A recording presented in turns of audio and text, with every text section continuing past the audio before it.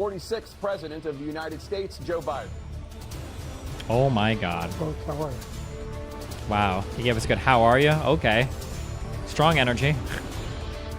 Great to be here. Thank you.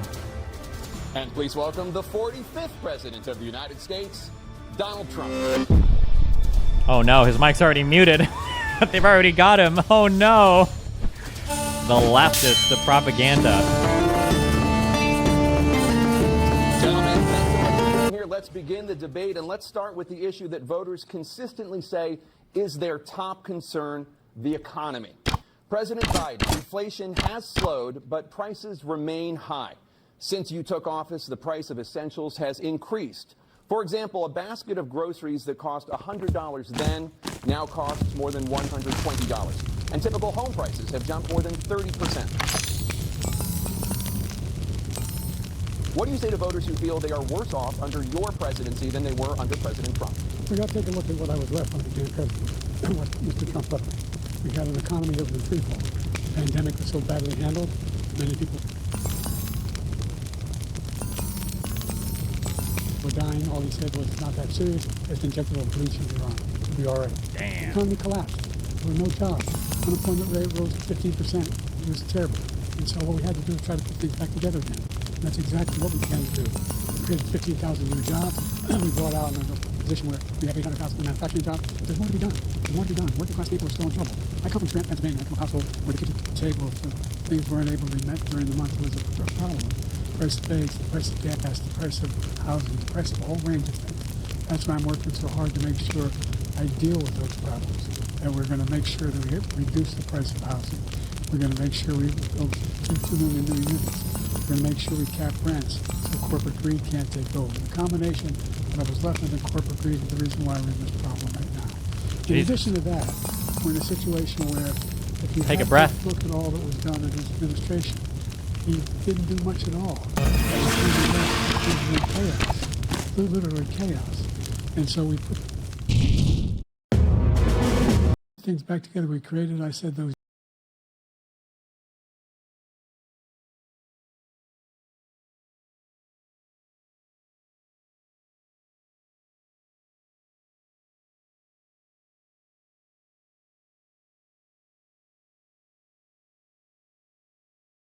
and we're going to make sure that we reduce the price of housing. We're going to make sure we build 2 million new units. We're going to make sure we cap rents so corporate greed can't take over. The combination of what was left of the corporate greed is the reason why we're in this problem right now.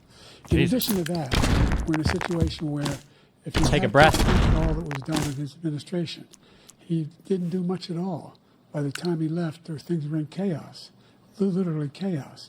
And so we put things back together. We created, I said, those jobs. We made sure we're in a situation where we brought down the price of prescription drugs, which is a major issue for many people. So $15 for an insulin shot as opposed to $400.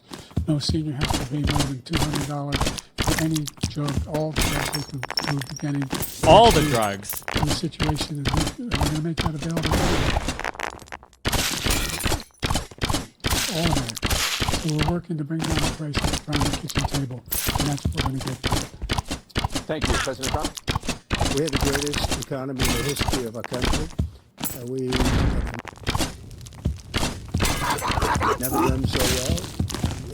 Everybody is amazed by it. Other countries are copying us. We got hit with COVID, and when we did, we spent the money necessary so we wouldn't end up in the Great Depression, the likes of which we had in 1929. By the time we finished, we did a great job. We got a lot of credit for the economy, a lot of credit for the military, and no wars, and so many other things. Everything was rocking good. But the thing we never got the credit for, and we should have, is getting us out of that COVID mess. He created mandates that was a disaster for our country, but other than that, we had given them back a country where the stock market actually was higher than pre-COVID, and nobody thought that was even possible. The only jobs he created are for illegal immigrants and bounce-back jobs. The bounce-back from the COVID. He has not done a good job. He's done a poor job, and inflation's killing our country. It is absolutely killing us. Thank you, President Biden. Well, it's the greatest economy in the world. He's the only one who thinks that, I think. I don't know anybody else who thinks that we have the greatest economy in the world. And, you know, the fact of the matter is that we find ourselves in a situation where his economy, we rewarded the left, made the largest tax cut in America.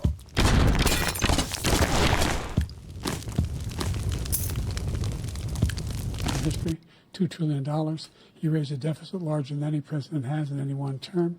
He's the only president other than Herbert.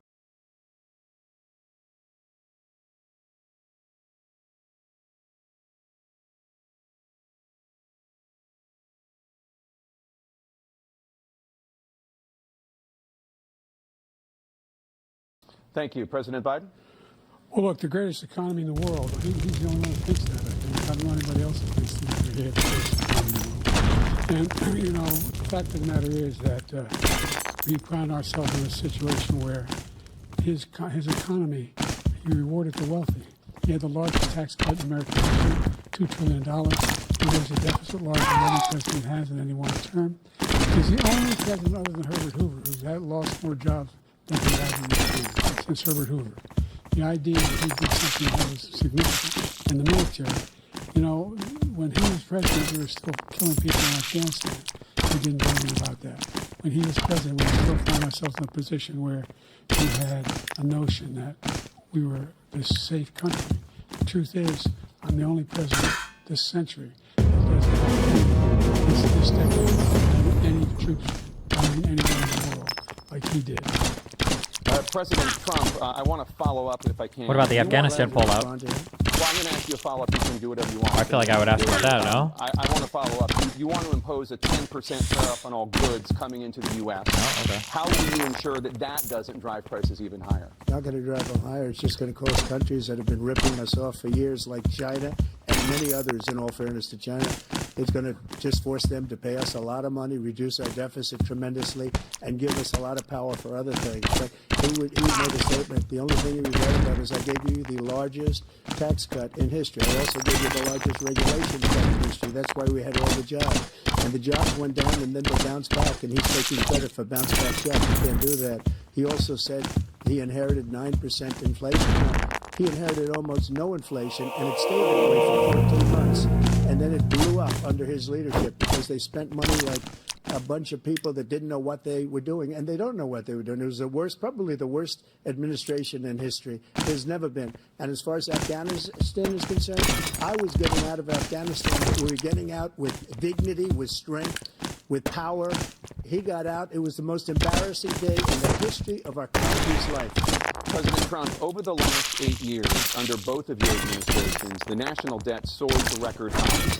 And according to a new nonpartisan analysis, President Trump, your administration approved Biden, why can't you close your mouth? $8.4 billion in new debt. Well, so far, President Biden, you've approved $4.3 billion in new debt. So, former President Trump, many of the tax cuts that you signed into Okay, law you got are it. set to expire next year.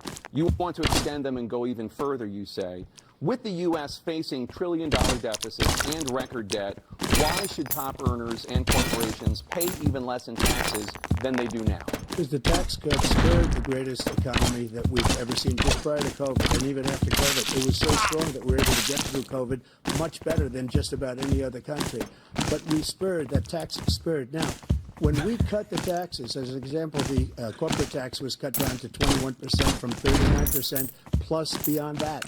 We took in more revenue with much less tax, and companies were bringing back trillions of dollars back into our country. What are we even country was talking growing about here? like never before, and we were ready to start paying down debt. We were ready to start using the liquid gold right under our feet, the oil and gas right under our feet. We were going to have something that nobody else has had. We got hit with COVID. We did a lot to fix it. Feels like both of them are trying to answer as much as possible in like 2 minutes. All of the therapeutics and all of the things that we came up with. Like we debate gave him competition. Something great. Remember, more people died Look at that under side his eye. administration, even though we had largely fixed it. More people died under his administration than our administration, and we were right in the middle of it. Something which a lot of people don't like to talk about. But there were far more people dying in his administration. He did the mandate, which is a disaster, mandating it. The vaccine went out. He did a mandate on the vaccine, which is the thing that people most objected to about the vaccine. And he did a very poor job, just a very poor job. And I will tell you, not only poor there, but throughout the entire world, we're no longer respected as a country. They don't respect our leadership. They don't respect the United States anymore. We're like a third world nation between weaponization of his election, trying to go after his political opponent, all of the things he's done. We've become like a third world nation, and it's a shame. The damage he's done to our country, and I'd love to ask him, and will, why he allowed millions of people to come in here from prisons, jails, and mental institutions to come into our country and destroy our country. President Trump, we will get to immigration later in this block. President Biden, I want to give you an opportunity to respond to this question about the national debt. He had the largest national debt of any president in a 4-year period, number one. Number two, that $2 trillion tax cut benefited the very wealthy. What I'm going to do is fix the tax system. For example, we have 1,000 trillionaires in America. I mean, billionaires. And what's happened? They're in a situation where they, in fact, pay 8.2% of taxes. If they just paid 24%, 25%, either one of those numbers, it made us $500 billion, I should say, in a 10-year period. No, he wouldn't. Wipe out his debt. We'd be able to help make sure that all those things we need to do, child care, elder care, making sure that we continue to strengthen our healthcare system, making sure that we're able to make every single solitary person eligible for what I was able to do with the COVID, excuse me, with dealing with everything we have to do with, look, if Oh, no. we finally beat Medicare. Thank you, President Trump. He's right, he did beat Medicare. He's destroying Medicare. Absolutely, Baze. All of these people Kill are coming old in. people. They're Yes. putting them on Medicare. They're putting them on Social Security. They're going to destroy Social Security. This man is going to single-handedly destroy Social Security. These millions and millions of people coming in, they're trying to put them on Social Security. He will wipe out Social Security. He will wipe out Medicare. So he was right in the way he finished that sentence. And it's a shame. What's happened to our country in the last 4 years is not to be believed. Foreign countries, I'm friends with a lot of people, they cannot believe what happened to the United States of America. We're no longer respected. They don't like us. We give them everything they want, and they think we're stupid. They think we're very stupid people. What we're doing for other countries, That's and true. they do nothing for That us. is true. What this man has done is absolutely criminal. Thank you, President Trump. Dana? This is the first presidential election since the Supreme Court overturned Roe v. Wade. This morning, the court ruled on yet another abortion case, temporarily allowing emergency abortions to continue in Idaho, despite that state's restrictive ban. Former President Trump, you take credit for the decision to overturn Roe v. Wade, which returned the issue of abortion to the states. However, the federal government still plays a role in whether or not women have access to abortion pills. About 2/3 of all women. As president, would you Even the moderator is having trouble talking. First of all, the Supreme Court just approved the abortion pill, and I agree with their decision to have done that, and I will not block it. And if you look at this whole question that you're asking, complex but not really complex. 51 years ago, we had Roe v. Wade, and everybody wanted to get it back to the states. Everybody, without exception. Democrats, Republicans, liberals, conservatives, everybody wanted to get the religious leaders. And what I did is get 3 great Supreme Court justices on the court, and they happened to vote in favor of killing Roe v. Wade and moving it back to the states. This is something that everybody wanted. Now, 10 years ago or so, they started talking about how many risks and how many risks, getting into everything. But every legal scholar throughout the world, the most respected, wanted it brought back to the states. I did that. Now the states are working it out. If you look at Ohio, it was a decision that was a good result. It was a little bit more liberal than we would have thought. Kansas, I would say the same thing. Texas is different. Florida is different. But they're all making their own decisions right now. We need that emote of And this right face. now, the states control it. That's the vote of the people.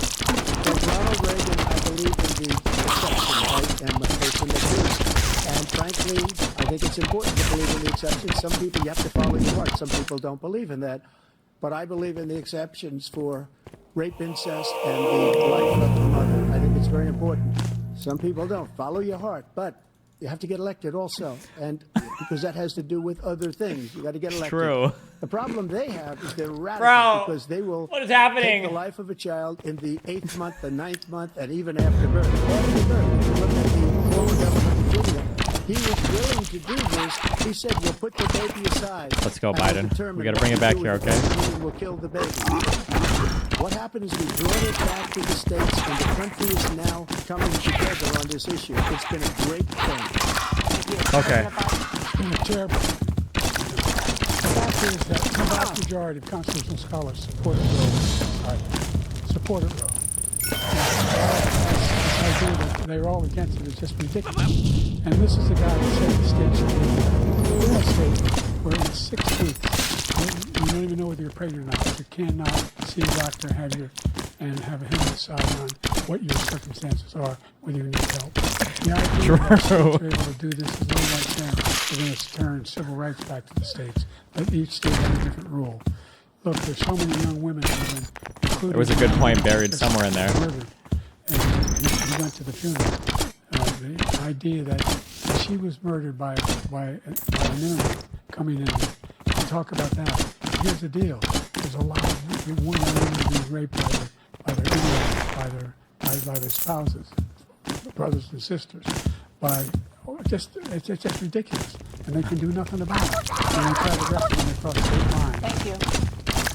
Wait, what? Many young women murdered by the same people who Okay, housed we got Biden is against anti-incest We rape. have a border that's the most Good dangerous position. place anywhere in the world. Considered the most dangerous place anywhere in the world. And he opened it up to these killers are coming into our country. And they are raping and killing women. And it's a terrible thing. As far as the abortion is concerned, it is now back with the states. The states are voting. In many cases, it's actually a very liberal decision. In many cases, it's the opposite. But they're voting, and it's bringing it back to the vote of the people, which is what everybody wanted, including the founders if they knew about this issue, which, frankly, they didn't. But they would have, everybody wanted it brought back. Ronald Reagan wanted it brought back. He wasn't able to get it. Everybody wanted it brought back, and many presidents had tried to get it back. I was the one to do it. And again, this gives it the vote of the people, and that's where they wanted it. Every legal scholar wanted it that way. Staying on the topic of abortion, President Biden, 7 states, I'll let you do that. This is the same topic. 7 states have no legal restrictions on how far into a pregnancy a woman can obtain an abortion. Do you support any legal limits on how late a woman should be able to terminate a pregnancy? I support Roe v. Wade. That 3 times. First time is between the woman and the doctor. Second time is between the doctor and an extreme situation. Third time is between the doctor and between the woman and the state. The idea that the politicians, that the Congress wants the politicians to be the one making decisions about women's health is ridiculous. It's the last. No politician should be making those decisions. A doctor should be making those decisions. That's how it should be run. That's what you're going to do. And if I'm elected, I'm going to restore Roe v. Wade. Good. Okay. He can take the life of Slower the baby there. in the 9th month and even after birth, because some states, Democrat run, take it after birth. Again, the former governor of Virginia, put the baby down, then we decide what to do with it. So he's willing to, as we say, rip the baby out of the womb in the 9th month and kill the baby. Nobody wants that to happen. Post-birth Democrat or abortions. Republican, Yes. nobody wants it to happen. Based. That is simply not true. The Roe v. Wade does not provide for that. That's not the circumstance. Only if a woman's life is in danger, she's going to die. That's the only circumstance in which that can happen. But we are not for late-term abortion, period. Period, period. Under Roe v. Wade, you have late-term abortion. You can do whatever you want, depending on the state. You can do whatever you want. We don't think that's a good thing. We think it's a radical thing. We think the Democrats are the radicals, not the Republicans. For 51 years, that was the law. 51 years, constitutional scholarship said it was the right way to go. 51 years, and it was taken away because this guy put very conservative members on the Supreme Court. He takes credit for taking it away. What's he going to do? What's he going to do, in fact, if the MAGA Republicans, he gets elected, and the MAGA Republicans control the Congress, and they pass a universal ban on abortion, period, across the board at 6 weeks or 7 or 8 or 10 weeks, something very, very conservative. Is he going to sign that bill? I'll veto it. He'll sign it. Thank you. Let's turn now to the issue of immigration. No, let him and talk. border No, let security. Trump. President Oh, no, no, Biden, no. I wanted to hear his answer there. A record number of migrants have illegally crossed the southern border under one. Overwhelming border states and overburdening cities such as New York and Chicago, and in some cases causing real safety and security concerns. Given that, why should voters trust you to solve this crisis? Because we worked very hard to get a bipartisan agreement that not only changed all of that, it made sure that we are in a situation where you had no circumstance where they could come across the border, increase the number of borders now. We significantly increased the number of asylum officers. Significantly, by the way, the Border Patrol endorsed my position. In addition to that, we found ourselves in a situation where, when he was president, he was separating babies from their mother, putting them in cages, making sure they were the families were separated. That's not the right way to go. Yeah, babies What in I've done cages. since Focus I've on it. changed the law. What's happened? I've changed it in a way that now you're in a situation where there are 40% fewer people left over. We're Americans. We don't care about numbers. Total ban. Give us slogans. The total initiative relative to what we're going to do with more border patrol and asylum officers. President Trump? I really don't know what he said at the end of that sentence. I don't think he knows what he said either. Look, we have the safest border in Got the history right zinger. now. The border, all he had to do was legal. All he had to do is legal. He decided to open up our border, open up our country to people that are from prisons, people that are from mental institutions, insane asylum, terrorists. We're the largest number of terrorists coming into our country right now. All terrorists, all over the world, not just in South America, all over the world. They come from the Middle East. Biden's funny because of how he says it. Trump is funny for what he says. This is like it's the dynamic duo. And this guy just left it open. And he didn't need legislation, because I didn't have legislation. I said close the border. We had the safest border in history. In that final couple of months of my presidency, we had, according to Border Patrol, who is great, who endorsed me for president, but I won't say that, but they endorsed me for president. Brandon, just wait, did they both claim that the Border Patrol endorsed him for president? We had the safest border in history. Now we have the worst border in history. There's never been anything like it. And people are dying all over the place, including the people that are coming up like President Trump. President Biden? The only terrorist who crossed the border is one who came along and killed three, under his administration, killed Al Qaeda, and his administration, killed three American soldiers. Killed 3 American soldiers. That's the only terrorist that's there. I'm not saying that any terrorist ever killed. The idea that we're in prisons, we're welcoming. Wait, what happened here? There's no data to support what he said. That's the end. Wait, did I miss that event? Staying on the Wait, topic of what? immigration, you said that you're going to carry out, quote, the largest domestic deportation When did Al Qaeda come to America and kill? unquote. Did I? Does that mean that you Did I miss will this? every undocumented immigrant in America, including those who have jobs, including those whose spouses Al Qaeda are terrorists citizens, came from. including those who have lived here for decades? And if so, how would you do it? What if that was like a CIA intelligence leak?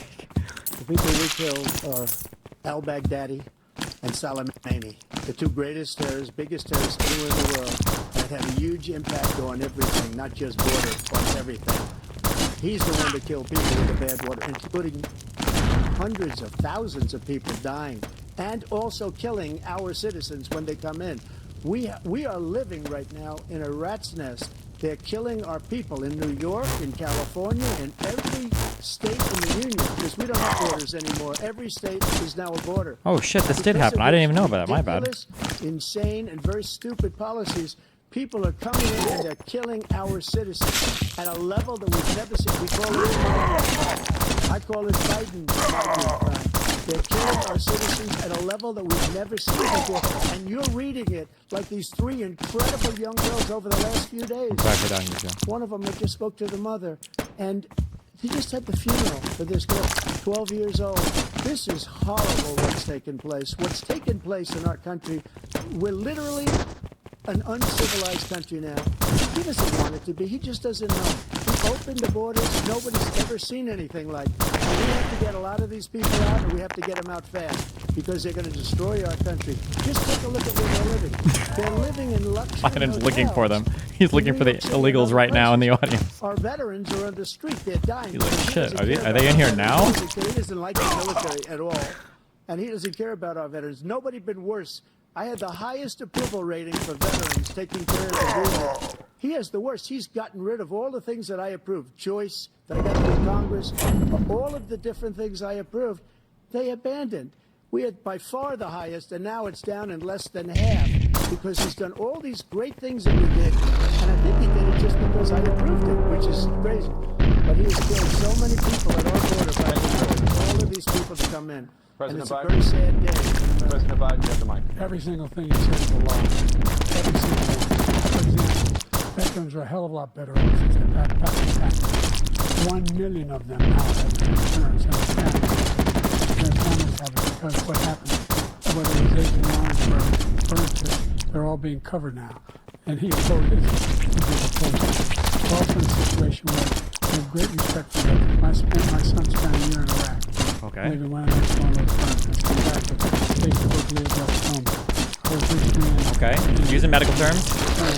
for D-Day. And I spoke to all about those killers that died. Went to the World War II cemetery, World War I cemetery he refused to go to. He stayed with his four-star general. And he told me, he said, I don't want to go in there because they're a bunch of losers and suckers. My son was not a loser, was not a sucker. You're the sucker. You're the loser. President Trump? Okay. First of all, that was a made-up quote, suckers and losers. They made it up. It was in a third-rate magazine that's failing, like many of these magazines. He made that up. We put it in commercials. We notified him. We had 19 people that said I didn't say it. And think of this. Who would say, I'm at a cemetery, I'm talking about our veterans? Because nobody's taking better care. I'm so glad this I mean, came you've up literally that he said that brought about it up. Pause. There's nobody that's taking better care of our soldiers. Think that I would confront generals and others, say suckers and losers. There's 19 people that said it was never said by me. It was made up by him, just like Russia was made up, just like the 51 intelligence agents are made up, just like the new thing with the 16 economists are talking, the same thing. 51 intelligence agents said that the laptop was Russia disinformation. It wasn't. That came from his Just close son, your mouth, Hunter. please. It wasn't Russia disinformation. He's anti-mewing. The suckers and losers, so you should apologize to be right now. Four-star general Sanders side is on your staff. He said you said it. That's number one. And number two, the idea that I have to apologize to you for anything along the line. We've done more for veterans than any president has in American history. American history. And they now are in their families. The only sacred obligation we have as a country is to care for our veterans when they come home, their families, and equip them when they go to war. That's what we're doing. That's what the VA is doing now. They're doing more for veterans than ever before in history. All right, thank you so much. Topic of foreign policy. I want to begin with Russia's war against Ukraine, which is now in its third year. Former President Trump, Russian President Vladimir Putin said he'll only end this war if Russia keeps the Ukrainian territory it has already claimed and Ukraine abandons its bid to join NATO. Damn. Are Putin's terms acceptable to you? First of all, Is he going to answer that? And our soldiers can't stand this guy. They can't stand him. They think he's the worst commander-in-chief, if that's what you call him, that we've ever had. They can't stand him. So let's get that straight. And they like me more than just about any of them. Okay. And that's based on every single bit of information. As far as Russia and Ukraine, if we had a real president, a president that knew, that was respected by Putin, he would have never invaded Ukraine. A lot of people are dead right now, much more than people know. You know, they talk about numbers. You can double those numbers, maybe triple those numbers. Bro, what is my country? What is happening? Russia from going in.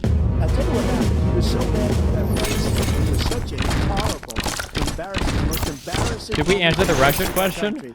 that when Putin watched that and he saw the incompetence, and he should have fired those generals like I fired the one that you mentioned. And so he's got no love lost. When they're talking about, But he they're talking about should have Milley, fired right? those generals. Am I making that up? General got fired for the most embarrassing moment in the history of our country, Afghanistan, where we left billions of dollars of Kelly equipment behind. Mattis. We lost 13 beautiful soldiers. Wait, or Kelly or Mattis? Which one? Who's the four-star he's referring We to? left people behind too. We left American John Kelly, citizens his former behind. chief of staff. When Oh, okay. Putin saw that, he said, "You know what? I think we're Is gonna that go quote in and real? Maybe take my. This was his dream. I talked to him about it. His dream. James The Madison. difference is he never would have invaded Ukraine. Never. Just like Israel would have never been invaded. in a million years by Hamas. You know why? Because Iran was broke with me. I wouldn't let anybody do business with them. They ran out of money. They were broke. They had no money for Hamas. They had no money for anything. No money for terror. That's why you had no terror at all during my administration. Yeah, what about it? Place, the That's whole so world wrong. is It's so blowing funny, up though. under him. He sounds confident when he says it, though. I kind of believe him. Maybe Iran did attack Saudi Arabia or anything. Yeah, maybe. Look, the fact of the matter is that we're in a situation where, let's take the last one first. Iran attacked American troops. Well- Caused brain damage for a number of these troops, and he did nothing about it. Recently, not when he was president, they attacked. He said they're just having headaches. That's all it is. And he didn't do a thing when the attack took place. Number one. Number two. Wait, where was this? 100,000 Americans out. Find it with one of the troops. Number three. We found The ourselves Al Assad in a Air Base in situation Iraq. where- Okay, got it. Take a look at what Trump did in Ukraine. Honestly. This guy told Ukraine, Trump, do whatever you want. Do whatever you want. Nope, And Iraq. That's exactly what Trump did. To Putin encouraged him, do whatever you want. And he went in. And listen to what he said when he went in. Trying to counterattack the Iranian He was general. 5 days, remember? Because it's part of the old Soviet Union. That's what he wanted to reestablish. Key. And he, in fact, didn't do it at all. He wasn't able to get it done. And they've lost thousands and thousands of troops. 500,000 troops. Wait. President Trump, if I never come said back for 1 minute, I just want to go back to my original question, which is, are Putin's terms acceptable to you? Keeping the No, they're territory not in Ukraine. acceptable. No, they're not Oh, acceptable. okay. But look, this is a war that never should have started. If we had a leader in this war, Based. he led everybody along. Back He's to the given beginning. $200 billion now or more to Ukraine. He's given $200 billion. That's a lot of money. I don't think there's ever been anything like it. Every time that Zelensky comes to this country, he walks away with $60 billion. He's the greatest salesman ever. And I'm not knocking him. I'm not knocking anything. I'm only saying the money that we're spending on this war, and we shouldn't be spending, it should have never happened. I will have that I will go war back in time. settled between Putin and Zelensky as president-elect before I take office on January 20th. I'll have that war settled. People being killed so needlessly, so stupidly, and I will get it settled, and I'll get it settled fast before I take office. President Biden, you have a minute. Okay. The fact is that Putin is a war criminal. He's killed thousands and thousands of people. Okay. And Probably he more has than made that, one but thing clear. He wants to reestablish what was part of the Soviet Empire, not just a piece. He wants all of Ukraine. That's what he wants. And then you think he'll stop there? You think he'll stop when if he takes Ukraine? What do you think happens to Poland? What do you think what do you think happens to those NATO countries? And so Did you if say what happens want to a war, Poland and Belarus? you ought to Find out what he's going to do. because True. If in fact he does what he says he wants to do. By the way, all that money we give Ukraine from weapons we make here in the United States, we give them the weapons, not the money at this point. And Most our Americans NATO don't know any of these allies countries anyway, produce so as who much cares? funding for Ukraine as we have. That's why we're strong. Thank you. Moving on to the Middle East. In October, Hamas attacked Israel, killing more than 1,000 people and taking hundreds of hostages. Among those held and thought to still be alive are 5 Americans. Israel's response has killed thousands of Palestinians and created a humanitarian crisis in Gaza. President Biden, you put forward a proposal to resolve this conflict, but so far Hamas has not released the remaining hostages, and Israel is continuing its military offensive in Gaza. So what additional leverage will you use to get Hamas and Israel to end the war? You have 2 minutes. Number one, everyone from the United Nations Security Council Okay. straight through the G7, Israel and Netanyahu himself have endorsed the plan I put forward. Endorsed the plan I put forward. There's just 3 stages to it. The first stage is free the hostages or the ceasefire. The second phase is a ceasefire with additional conditions. The third phase is the end of the war. The only one who wants the war is the United States. Number one. They're the only ones standing there. They're still pushing hard to get them to accept. In the meantime, what's happened? In Israel, the only thing I've denied Israel was 2,000-pound bombs. They pull out innocent people. We provide Israel with all the weapons they need and when they need. And by the way, I'm the guy that organized the world against Iran when they had a full-blown intercontinental ballistic missile attack on Israel. No one was hurt. No one Israeli was accidentally killed, and it stopped. We saved Israel. We are. Did that one girl die in that attack? Did that actually happen? I thought they were just injured. And so they're two different things. Hamas cannot be allowed to be continued. We continue to send our experts and our intelligence people as to how they can get Hamas like we did Ben Laden. Yeah, I thought it was like a Bedouin girl or a Druze girl or By the something. way, they've been Girl in Turkey or something. They should be eliminated. But you've got to be careful for using certain weapons among population centers. For 1 second. We have an ocean separating us. The European nations together have spent $100 billion, or maybe more than that, less than us. Why doesn't he call them and say, you got to put up your money like I did with NATO? I got them to put up hundreds of billions of dollars. The Secretary General of NATO said Trump did the most incredible job I've ever seen. They wouldn't have any. They were going out of business. We were spending almost 100% of the money was paid by us. He didn't do that. He's getting all. You got to ask these people to put up the money. We're over $100 billion more spent, and it has a bigger impact on them because of location, because we have an ocean in between. You got to ask them. As far as Israel and Hamas, Israel's the one that wants to go. He said the only one that wants to keep going is Hamas. Actually, Israel is the one, and you should let him go and let him finish the job. He doesn't want to do it. He's become like a Palestinian, but they don't like him because he's a very bad Palestinian. He's a weak one. I've never heard so much foolishness. This is a guy who wants to get out of NATO. Are you going to stay in NATO? You're going to pull out of NATO. The idea that we have our strength lies in our alliances as well. It may be a big ocean, but have you ever avoid a war in Europe, a major war in Europe? What happens if, in fact, you continue to go into NATO? We have an Article 5 agreement. You want to start the nuclear war he keeps talking about, go ahead. Let Putin go in and control Ukraine and then move on to Poland and other places. See what happens then. He has no idea what he's talking about. And by the way, I got 50 other nations around the world to support Ukraine, including Japan and South Korea, because they understand that this kind of dislocation has a serious threat to the whole world peace. No major war in Europe has ever been able to be contained just to Europe. President Trump, just to follow up, would you support the creation of an independent Palestinian state in order to achieve Jesus Christ, what a... I'd have to see, but before we do that, I'd have to see, but let me go back to the this. problem we have is that we spend all the money. So they kill us on trade. I made great trade deals with the European nations because if you add them up, they're about the same size economically. Their economy is about the same size as the United States. And they were Wait, what? They don't want anything that we have, but we're supposed to take their cars, their food, their everything, their agriculture. I changed that. But the big thing I changed is they don't want to pay. Oh, I'm thinking of trade And markets, the only actually. reason that he can play games with NATO is because I got them to put up hundreds of billions of dollars. I said, and he's right about this. I said, No, he's right on the I'm GDP not going to thing. support NATO if we don't pay. They asked me that question. Would you guard us against Russia?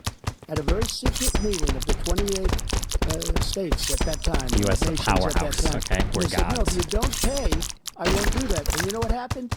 Billions and billions of dollars came flowing in the next day and the next week. But now you're in the same position. You're paying everybody's Thank you. bills. Let's turn to the issue of democracy. Are we even going to pretend to get an answer for that question? Former President Trump. I wanted to hear that. I want to ask you about January 6, 2021. After you rallied your supporters that day, some of them stormed the Capitol to stop the constitutionally mandated counting of electoral votes. As president, you swore an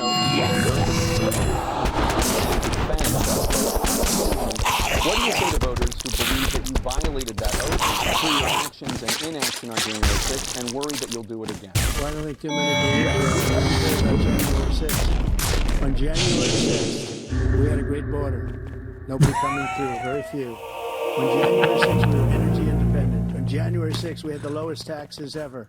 We had the lowest regulations ever. On January 6th, we were respected all over the world. All over the world, we were respected. And then he comes in, and we're now laughed at. We're like a bunch of stupid people. What happened to the United States' reputation under this man's leadership is horrible, including weaponization, which I'm sure at some point you'll be talking about.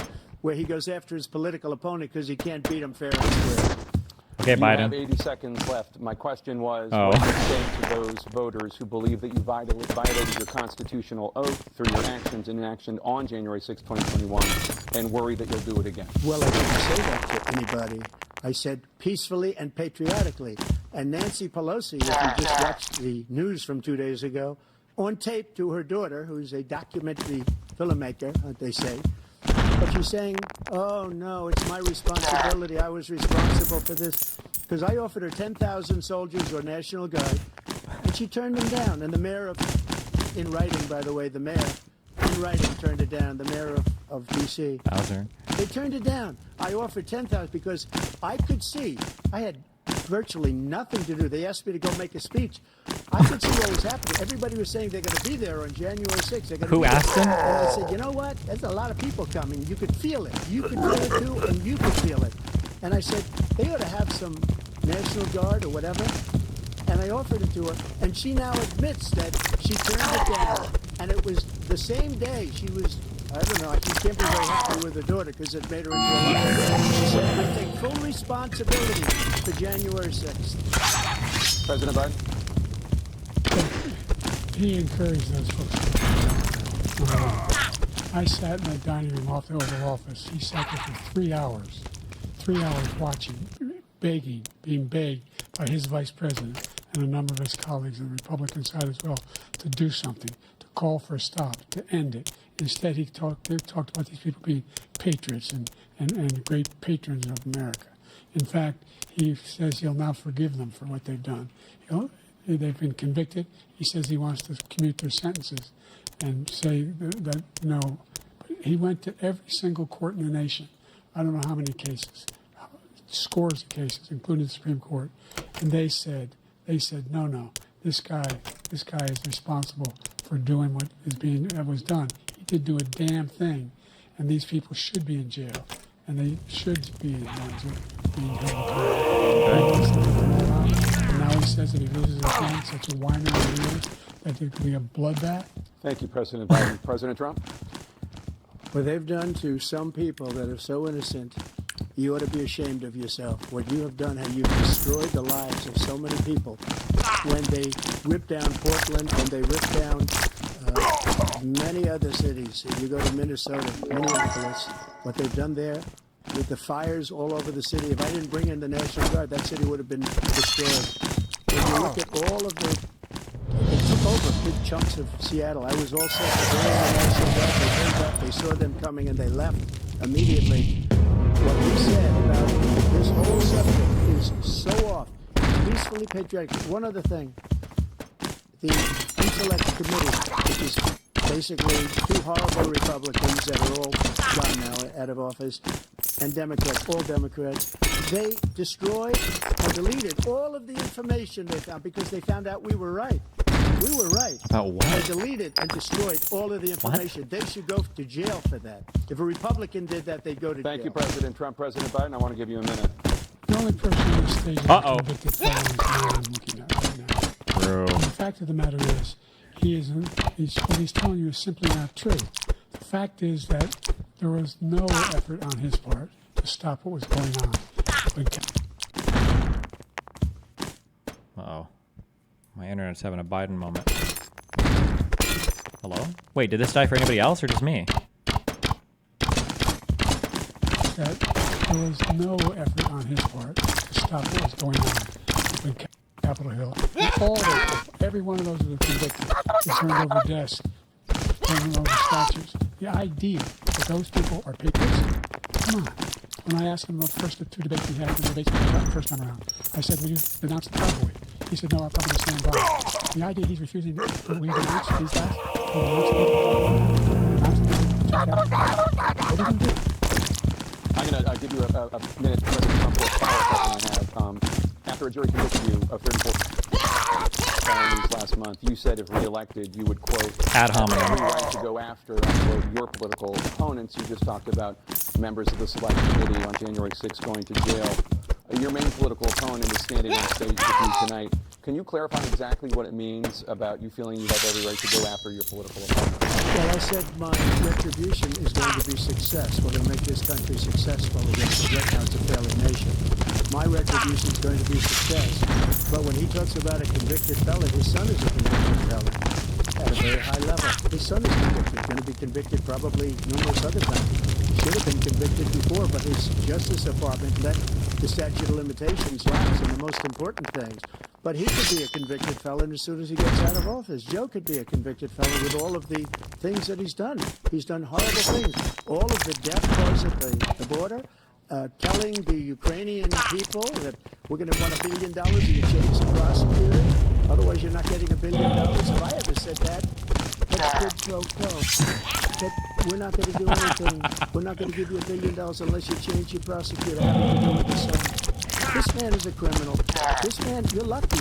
You're lucky. I did nothing wrong. We'd have a system that was rigged and disgusting. I did nothing wrong. Thank you, President Trump. President Biden, you have said, I'm coming right to you, sir. Oh, man. Well, you want to respond? Thanks. The idea that I did anything wrong relative to what you're talking about is outrageous. Okay. Okay. Nice. Number two, Take it slow. the idea that you have a right to seek retribution against any American just because you're president is wrong. Okay. Simply wrong. No president. Oh, my said God. something like that. We're doing a whole list. No president in our history. Do 3. Okay. Number three, the crimes that you are still charged with. Look at all the civil penalties. How many Okay. for molesting a woman in public? Oh! A whole range of things, of having sex with a porn star on the night while your wife was pregnant. Okay. What are you talking about? You're the morals of an alligator. I What? didn't have sex with a porn star, number one. Number two. Oh, no. And moved We've entered Twitch debate territory. they moved a high-ranking official at DOJ into the Manhattan DA's office to start that case. That case is going to be appealed and won. We had a very terrible judge, a horrible judge, Democrat. The prosecutor were all high-ranking Democrats, appointed people, and both the civil and the criminal. He basically went after his political opponent because he thought it was going to damage me. But when the public found out about these cases, because they understand it better than he does, he has no idea what these cases are. But when they found out about these cases, you know what they did? My poll numbers went up way up. You know that because you reported it. And we took in more money in the last 2 weeks than we've ever taken in the history of any campaign. I don't think any campaign has ever taken. Hundreds of millions of dollars came pouring in because the public knows it's a scam and it's a guy that's after his political opponent because he can't win fair and square. Thank you, President Trump. President Biden, you have said, quote, Donald Trump and his MAGA Republicans are determined to destroy American democracy. Do you believe that the tens of millions of Americans who are likely to vote for President Trump will be voting against American democracy? The more they know about what he's done, yes. The more they know about what he's done. And there's a lot more coming. He's got a lot of cases down the road. Okay. He's got a whole range of issues yet. I don't know what the jury will do, but I do know he has a real problem. And so the fact that, did you ever think you heard any president say that I'm going to seek retribution? You ever heard any president say that I thought Hitler had some good ideas? What got me involved to run the first place after my son had died, I decided in Iraq, because of Iraq, I said I wasn't going to run again until I saw home in Charlottesville, Virginia. People coming out of the woods carrying swastikas on torches, and singing the same anti-Semitic bile they sang back in Germany. Okay. And the young woman, I spoke to the mother.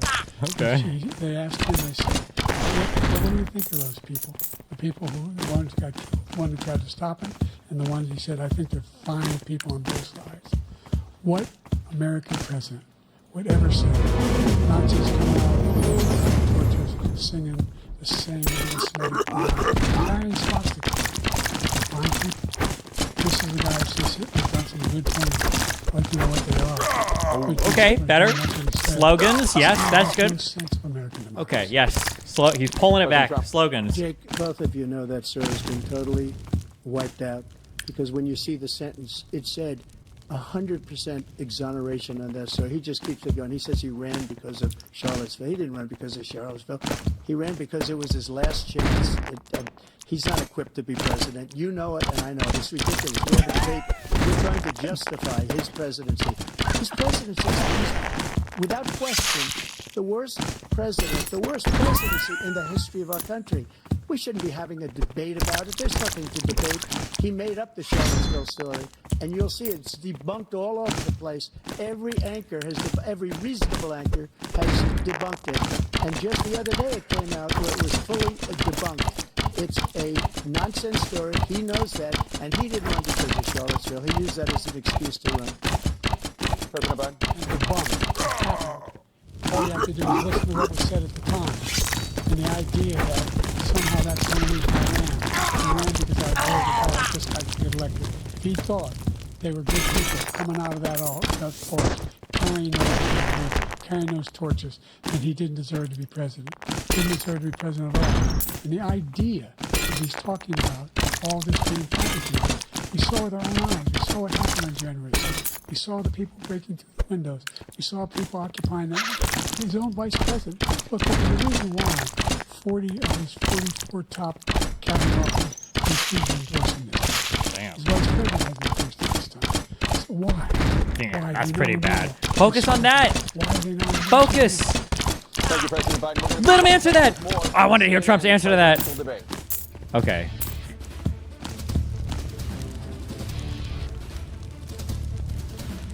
We need to get some cough drops out here, okay? For Joe, all right?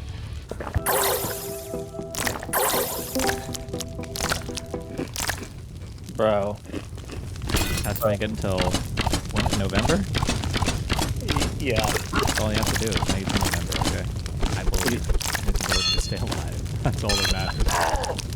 Like, somebody needs to hold up a sign somewhere, clear your fucking throat. I feel like that's like 50% of the problem. I don't even know how he doesn't hear.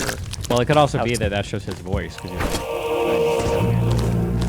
I don't know, like, he usually, like, clears, I don't know, like, 4 tablespoons of phlegm. he might have, mid-sentence. maybe he Yeah. has COVID. Maybe he's debating through COVID right now. All right, what do you think so far? Real talk. I mean, it's a meme debate. I don't know. Biden. I think that most people are just going to take away from this like the timbre of Biden's voice, which sounds pretty bad. It sounds like when he tries to answer a question, it sounds like he's trying to say way too much. Whereas like when Trump answers questions, like it sounds like this. Okay, so the question is like, how are we going to improve schools? And then Biden's answer is like, well, we're gonna all the textbooks are gonna come out, and we're gonna every teacher is gonna get a raise for $40,000. And the idea. Yeah, and it's like he's like trying to run down like his whole fucking platform in his head. Whereas like for Trump, it's like, how are we gonna improve schools? And Trump's like, let me tell you something. Joe Biden had more U.S. servicemen killed in Afghanistan on his pullout than have ever died in any American war in all of history. Right, And he's a loser, and it's like it's like what? I don't even know what the fuck we're listening to right now, and that's basically it. Yeah, it's been painful so far, but you know what? I will say, historically, incumbent presidents don't do well in their first debate. Obama, everyone said he was a. I don't think master there's any debater. precedent. I think we're in uncharted waters, my friend. I don't know if there's any precedent appeal to right now. All I'm gonna say is you better keep your fucking appointment tomorrow with Pierce to defend this. I mean, they haven't responded back to me, so it's basically just going to be a bunch of people saying like, okay, well, let's ignore the substance of the entire conversation, just talk about how they sound, and that's going to be the whole conversation. That's it. So. Oh God. All right. Well, I'm watching you watch it because I have a very low like secondhand embarrassment threshold. So like I have this. I just struggle, bro. It really is. So anyway. Don't worry, You'll he's get me got through. he's just waking up, okay? Yeah. All right. Round 2. All right. Talk to you soon. Biden is a bad Palestinian.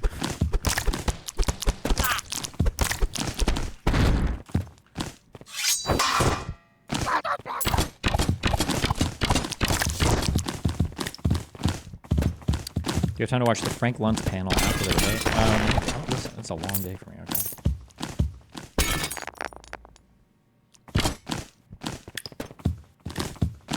How long is the fucking break?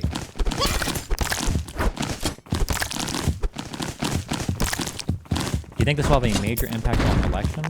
I think historically, I don't know if it was Nate Silver or just 538 published it, debates often have zero impact on elections, is what they reported in the past. I don't know if that was true or not, but I also don't know if that'll be true in this election, because I feel like everything about like our recent elections, I don't know how well trends predict anything, because that's also something that 538 pop, so I have no idea, who knows. Historically known, this is the earliest debate ever. I don't know. Let's talk about the challenges you faced in your first term, and you'd certainly face again in a second term. President Biden, while black unemployment dropped to a record low under your presidency, black families still earn far less than white families. Black mothers are still 3 times more likely to die from pregnancy-related causes. And black X wants to Americans talk? are imprisoned Can he just move into my room? Can he not join this room? white Americans. What do you say to black voters who are disappointed that you haven't made more progress? Hi. They acknowledge they made a lot of progress, number one. The fact of the matter is there's more small black businesses that have been started than any time in history. Number two, the wages of black unemployment is the lowest level it's been in a long, long time. Number three, we're trying to provide housing for black Americans and dealing with the segregation that exists among these corporate races that keep people out of their houses.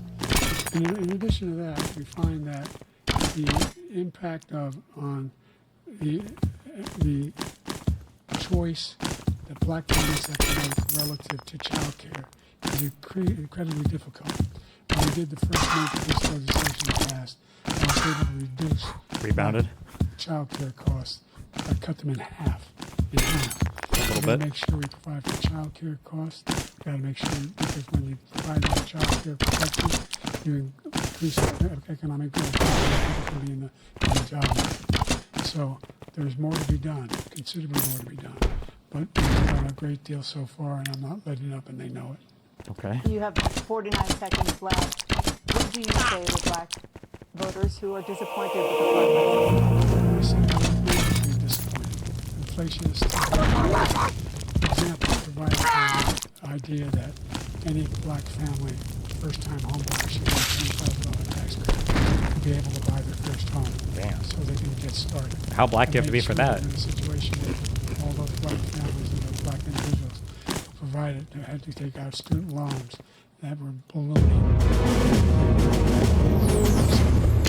Anything I can do with volunteers, if they paid their bills for 10 years on their student debt, all the rest is forgiven after 10 years. Millions have benefited from that. Black families. Thank you, President Trump. And he caused the inflation. He's blaming inflation, and he's right. It's been very bad. He caused the inflation, and it's killing black families and Hispanic families and just about everybody. It's killing people. They can't buy groceries anymore. They can't. You look at the cost of food where it's doubled, tripled, and quadrupled. They can't live. They're not living anymore. He caused this inflation. I gave him a country with essentially no inflation. It was perfect. It was so good. He was leaving it alone. He destroyed it with this Green New Scam and all this money that's been thrown out the window. It caused inflation. As sure as you're sitting there, the fact is that his big kill on the black people is the millions of people that he's allowed to come in through the border. They're taking black jobs now. And it could be 18, it could be 19, and even 20 million people. They're taking black jobs, and they're taking Hispanic jobs, and you haven't seen it yet, but you're going to see something that's going to be the worst in our history. Thank you. President Biden? There was no inflation when I became president. You know why? The economy was flat on its back. 50% unemployment. He decimated the economy. After he decimated the economy, that's why there was no inflation at the time. There were no jobs. Provided thousands of millions of jobs for individuals. Thousands and millions. True. Communities. We made sure that they have health insurance. We have covered, the ACA has increased. I made sure that they're $8,000 per person in a family to get written off for health care. Base, I think. That. They tried every time. He wants to get rid of the ACA again. And they're going to try again if they win. We find ourselves in a position where the idea that we're not doing anything, we put more police on the street than any administration has. He wants to cut the cops. We're providing for equity equity and making sure people have a shot to make it. There's a lot going on. But He's low-key inflation, cooking. he Yeah, goes what, on the to- flame on 1 out of 10? Now, He just needs to pick like 1 or 2 talking points instead of trying to like rattle off every fact. 2022 was the hottest year in recorded history, and communities across the country are confronting the devastating effects of extreme heat, intensifying wildfires, stronger hurricanes, and rising sea levels. Former President Trump, you've vowed to end your opponent's climate initiatives, but will you take any action as president to slow the climate crisis? Let me just go back to what he said about police, how close the police are to him. Almost every police group in the nation from every state is supporting Donald J. Trump. Almost every police group. What he's done to the black population is horrible, including the fact that for 10 years he called them super predators. We came in the 1990s, we can't forget that. Super I thought that was the predators Clintons. was his name, and he called it to them for 10, and they've taken great offense at it, and now they see it happening. But when they see what I did for criminal justice, Biden use it too? Maybe, I don't know. Historically black colleges and universities, where I funded them and got them all funded, the opportunity zones with Tim, as you know, Tim Scott was incredible. He did a great job. Great senator from South Carolina.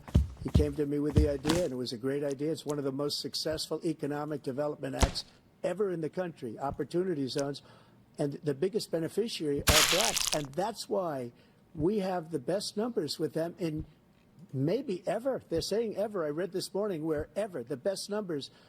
He's lost much of the black population because he's done a horrible job for black people. He's also done a horrible job for Hispanics. But wait till you see these pouring into our country, and they're going to take the jobs, and it's already started, and you haven't seen anything yet. It's a disaster. 38 seconds left. President Trump, will you take any action as president to slow the climate crisis? So I want absolutely immaculate clean water, and I want absolutely clean air, and we had it. We had H2O. We had the best numbers ever. And we were using all forms of energy, all forms, everything. All the energy. During Hey. 4 years, I had the best environmental numbers ever. And my top environmental people gave me that statistic just before I walked on the stage, actually. I don't know where he had these plans. The idea that anything he said is true. I passed the most extensive climate change legislation in history. In history. We find ourselves, and by the way, black colleges. I came up with $15 billion for HBCUs. Wait, just historic one black thing at a university time. Colleges, because they don't have those. They don't have the kind of contributors that they have to build these laboratories and the like. Any black student is capable in college of doing what any white student can do. They just have the money, but now they'll be able to get those jobs in high tech. We're in a situation where the idea that he is claiming to have done something that had the cleanest water, he hadn't done a damn thing for the environment. He out of the Paris Peace Accord, Climate Accord. I immediately joined it because if we reach 1.5 degrees Celsius, then there's no way back. The only existential threat to humanity is climate change, and he didn't do a damn thing about it. He wants them to do all the right thing. The Paris Accord was going to cost us $1 trillion, and China nothing, and Russia nothing, and India nothing. It was a rip-off of the United States, and I ended it because I didn't want to waste that money because they treat us horribly. We were the only ones who was costing us money. Nobody else was paying into it, and it was a disaster. Is that true? Everything that he said just now. I'll give you an example. I heard him say before Not really, insulin. no. I'm the one that got the insulin down for the seniors. I took care of the seniors. What he's doing is destroying all of our medical programs because the migrants coming in, they want everybody. And look, I have the biggest heart on the stage. I guarantee you that. And I want to take care of people. But we're destroying our country. They're taking over our schools, our hospitals. They're taking over Social Security. He is destroying Social Security, Medicare, and Medicaid. The idea is that True or not? Not really. we're not members of the Paris Accord. How can we do anything if we're not able to, the United States can't get its under control? One of the largest polluters in the world, number one. we're making significant progress. By 2035, we will have cut pollution in half. We have made significant progress, and we're continuing to make progress. We set up a climate corps, and thousands of young people will learn how to deal with climate, just like peace. Significant change the elements of the idea that these plans are concerned about pollution, climate. I'm not seeing anything. But to prescriptive drugs, one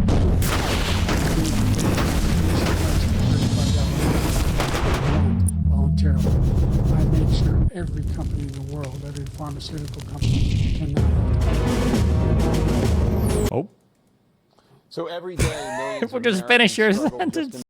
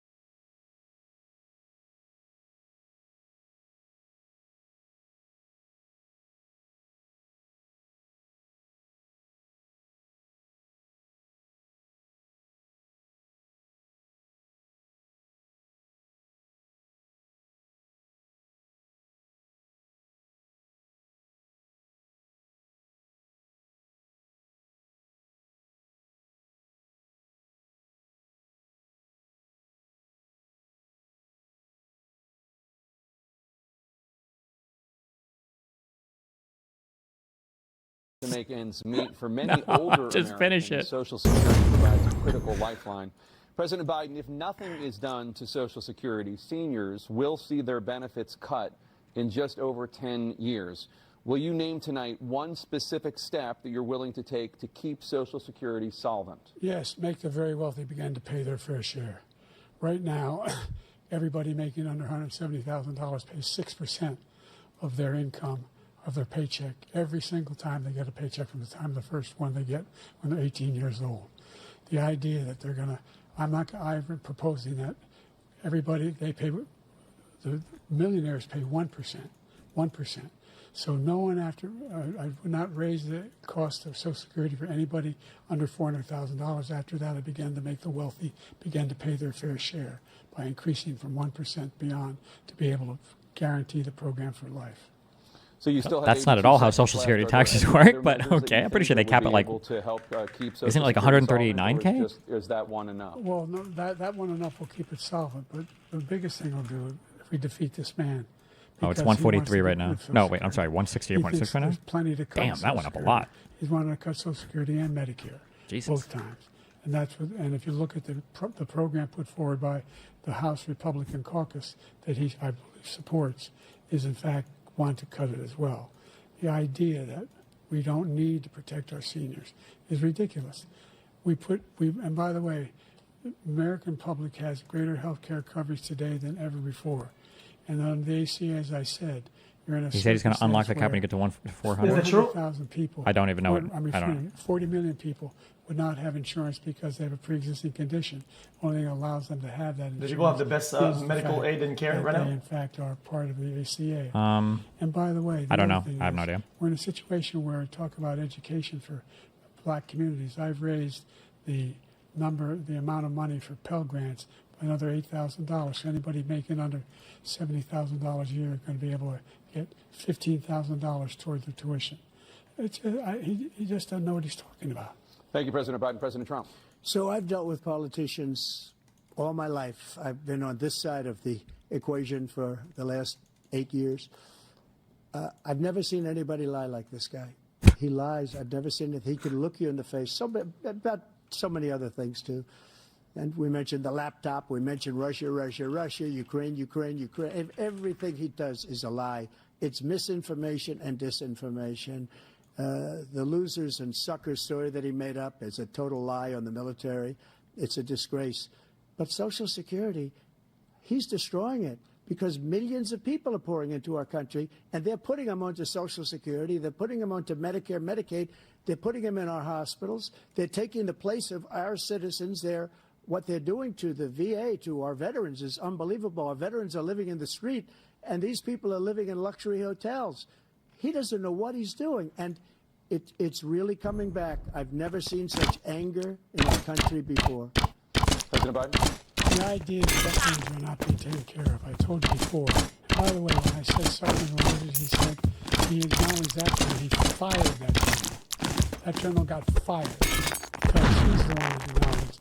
That's what he said. He was the one standing with Trump when he said it.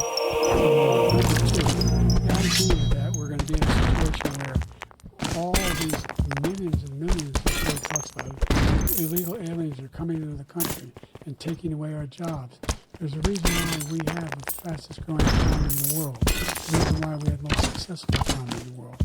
We're doing better than any other nation in the world. And by the way, those 15 Nobel laureates that talked about being phony, those 15 Nobel laureates, economists, they all said that if Trump is reelected, we'll have a recession and inflation is going to increasingly go up. By the way, worst president in history, 159 presidential scholars voted that he was the worst president in the history of the United States of America. President Biden, thank you so much. Let's turn to the cost of child care, which many American families struggle to afford. President Trump, both you and President Biden have tried to address this issue, but the average cost of child care in the country has risen to more than $11,000 a year per child. For many families, the cost of child care for 2 children is more than their rent.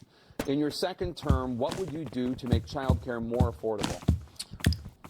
Just to go back, the general got fired because he was no one. And if he said that, that's why he made it up. But we have 19 people that said I didn't say it, and they're very highly respected, much more so than him. The other thing is, he doesn't fire people.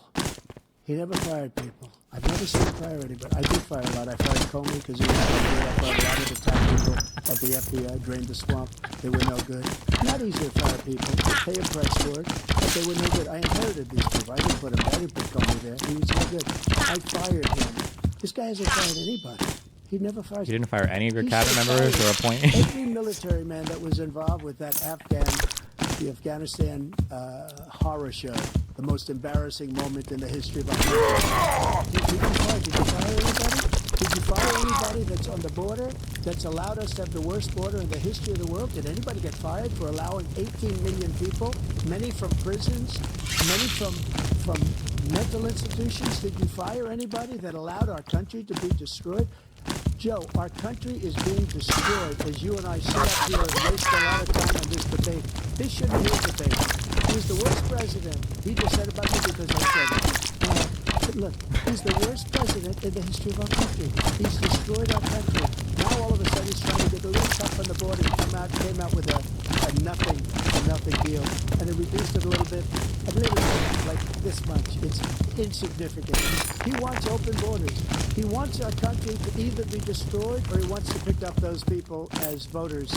And I don't think, we just can't let it happen. If he wins this election, our country doesn't have a chance, not even a chance, of coming out of this rut. We probably won't have a country left anymore. That's how bad it is. He is the worst in history by far. Thank you, President Trump. President Biden? We're the most admired country in the world. We're the United States of America. There's nothing beyond our capacity. We're the finest military in the history of the world. The finest in the history of the world. No one thinks we're weak. No one wants to screw around with us. Nobody. Number one. Number two, the idea that we're talking about worst presidents. Kind of, yeah. I wasn't joking. Look it up. Go online. 159 or 58, don't have an exact number, presidential historians. They had meetings and they voted. Who was the worst president in American history? One through best to worst. They said he was the worst in all of American history. That's a fact. That's not conjecture. You can argue wrong. The idea that he is doing anything to deal with child care. He did for virtually nothing with child care. We should significantly increase the child care tax credit. We should significantly increase the availability of women and men or single parents to be able to go back to work. And we should encourage businesses to have. Thank you, President Biden. President Trump, the question was about Don't cut you off, what would you do to make Joe. child care more affordable, if you want to take your minute. Just so you understand, we have polling, we have polling they rate him the worst. Because what he's done is so bad. And they rate me, I'll show you, I will show you. And they rate me one of the best, okay? And if I'm given another 4 years, I will be the best. I think I'll be the best. Nobody's ever created an economy like us. Nobody ever cut taxes like us. He's the only one I know. He wants to raise your taxes by 4 times. He wants to raise everybody's taxes by 4 times. He wants the 10 tax cuts to expire. So everybody, including the two of you, are going to pay 4 to 5 times. Nobody ever heard of this before. All my life I grow up and I see politicians talking about cutting taxes. When we cut taxes, as I said, we did more business. Apple and all these companies, they were bringing money back into our country. The worst president in history by far, and everybody knows it. President Biden? Look, the fact of the matter is that he's... I don't even know. He's increased... No. He's increased... Yes. He will increase the taxes on middle-class people. I said I'd never raise the taxes on anybody who makes less than $400,000. I didn't. These tariffs, 10% tariffs. Everything coming in the country, military economists say, that's going to cost the average American $2,500 a year more because they're going to have to pay for food and all the things that are important. He's in a situation where he talks about how he has not raised, he somehow helped the middle class. The middle class has been devastated by you. Now you want a new tax cut of $5 trillion over the next 10 years, which is going to fundamentally bankrupt the country. You have the largest deficit of any president in American history, number one.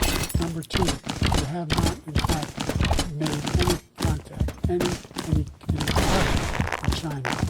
We are the lowest trade deficit with China since 2010. Thank you, President Biden. Thank you, President Biden. Let's discuss an epidemic impacting millions of Americans that both of you have made a top priority in your first term, the opioid crisis. For both of you, the number of overdose deaths in this country has gone up. Under your term, it went up. Under your term, it has gone up.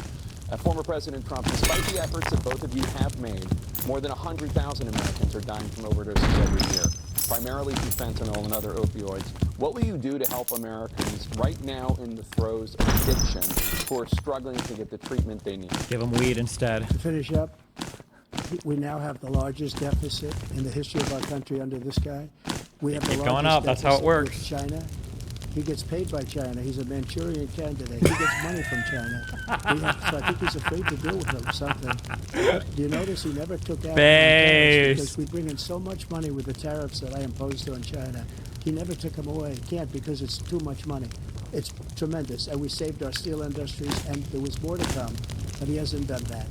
But he has to can't because it's too much money. And he's got the largest deficit of our country, and he's got the worst situation with China.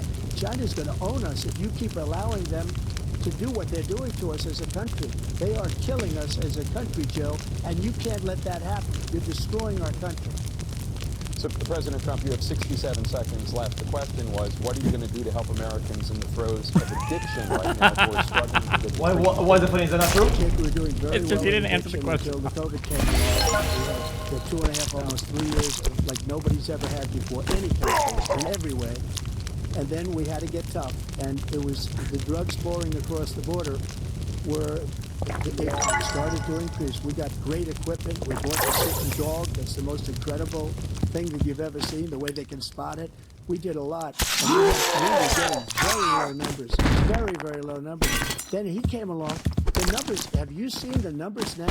It's not only the 18 million people that I believe is even low, because the gotaways, they don't even talk about gotaways. But the numbers of the amount of drugs and human trafficking in women coming across our border, the worst. The drugs in the women. At numbers that nobody's ever seen under him because the border's so bad.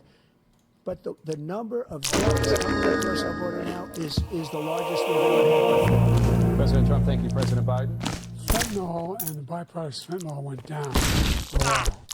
And I wanted to make sure we use that true? machinery that can detect fentanyl. I don't know. These big machines that roll over. I don't keep track of the amount of fentanyl coming into the U.S. And it costs a lot of money. This deal we put together, it's a bipartisan deal. More fentanyl machines, more being able to detect drugs, more numbers of agents, more numbers of all over the border. And when we had that deal done, he called his Republican colleagues and said, "Don't do it. It's going to hurt me politically." No, he never argued it's not a good bill. It's a really good bill. We need those machines. We need those machines. And we're coming down very hard in every country in Asia in terms of precursors to fentanyl. And Mexico is working with us to make sure they don't have the technology. Thank you, President Biden. President Trump, and again, the question is about Americans in the throes of addiction right now, struggling to get the treatment they need. This is desperate, ain't it? He ended Remain in Mexico. He ended Catch and Release. I made it Catch and Release in Mexico, not Catch and Release here. We had so many things that we had done, hard negotiations with Mexico, and I got it all for nothing. It's just like when you have a hostage. We only get $6 million for a hostage. Every person is a hostage. Now we have a hostage, a Wall Street Journal reporter. I think a big guy, and he's over there because Putin is laughing at this guy, probably asking for millions of dollars for the reporter. I will have him out very quickly as soon as I take office. Before I take office, I said by literally as soon as I win the election, I will have that reporter out. We should have had him out a long time ago, but Putin's probably asking for billions and billions of dollars because this guy pays it every time. We have two cases. We paid $6 billion for 5 people. I got 58 people out, and I paid essentially nothing. Thank you, President Trump. Let's turn to concerns that voters have about each of you. President Biden, you would be 86 at the end of your second term. How do you address concerns about your capability to handle the toughest job in the world well into your 80s? Well, you can see I conserve all my brain power for being the president. I don't waste any of it on talking. The youngest person in politics. I was the second youngest person ever elected in the United States here. And this guy's 3 years almost 80.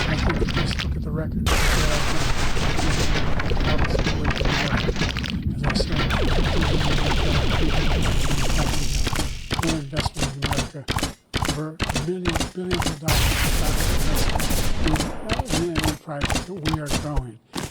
By the way, we bought off a lot of people for the whole idea of computer chips. We used to have 40% of the market. We invented those chips. And we lost it because he was sending people to chips overseas and to bring home a product. So I went to the top 3. I convinced Samsung to invest billions of dollars here in the United States.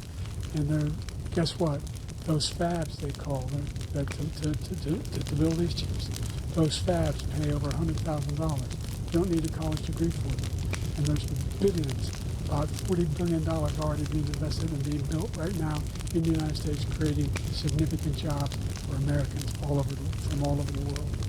President Biden, you have 40 seconds left. Would you like to add anything? Yeah, I would. The idea that somehow we are this failing country.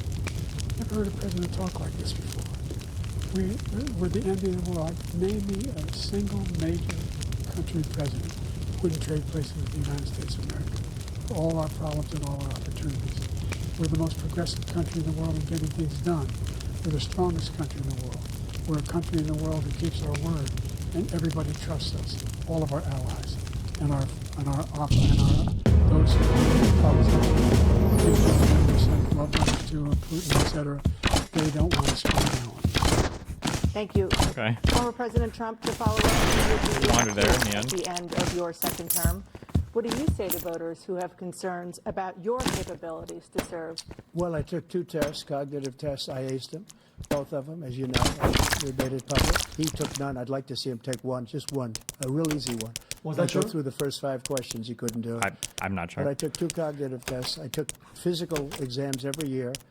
And, we knock on wood wherever we may have wood, that I'm in very good health. I just won 2 club championships, not even senior, 2 regular club championships. To do that, you have to be smart, and you have to be able to hit the ball a long way.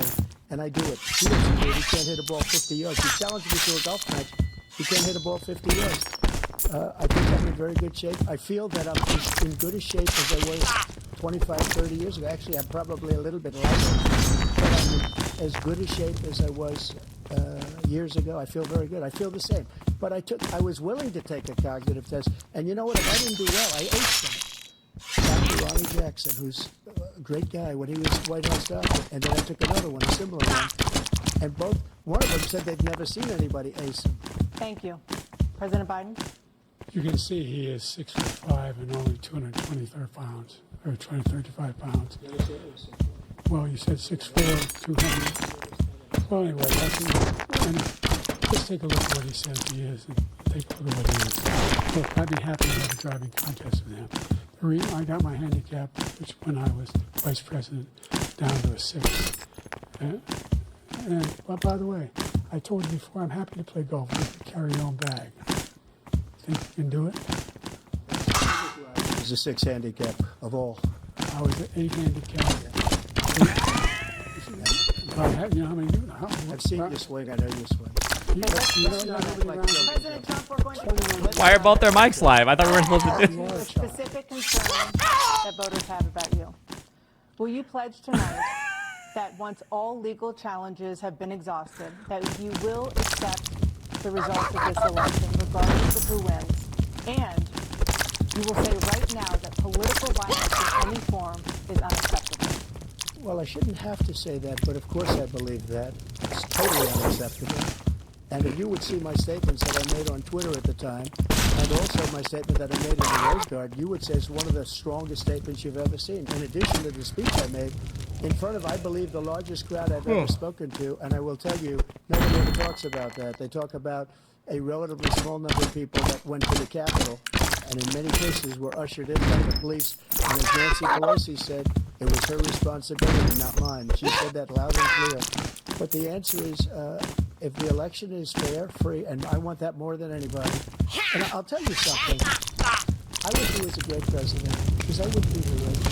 I'd be in new places, enjoying myself. I wouldn't be under indictment because I wasn't his political opponent. Because he indicted me because I was his opponent. I wish he was a great president. I would rather have that. I wouldn't be here. I don't mind being here. The only reason I'm here is he's so bad as a president. but I'm going to make America great again. We're going to make America great again. We're a failing nation right now. We're a seriously failing nation. And we're a failing nation because of him. His policies are so bad. His military policies are insane. They're insane. These are wars that will never end with him. He will drive us into World War III, and we're closer to World War III than anybody can imagine. We are very, very close to World War III, and he's driving us there. And Kim Jong-un and President Xi of China, Kim Jong-un of North Korea, all of these, they don't respect him. They don't fear him. They have nothing going with this gentleman, and he's going to drive us into World War III. Wow. Let him follow and win. Let Putin say, do what you want in NATO.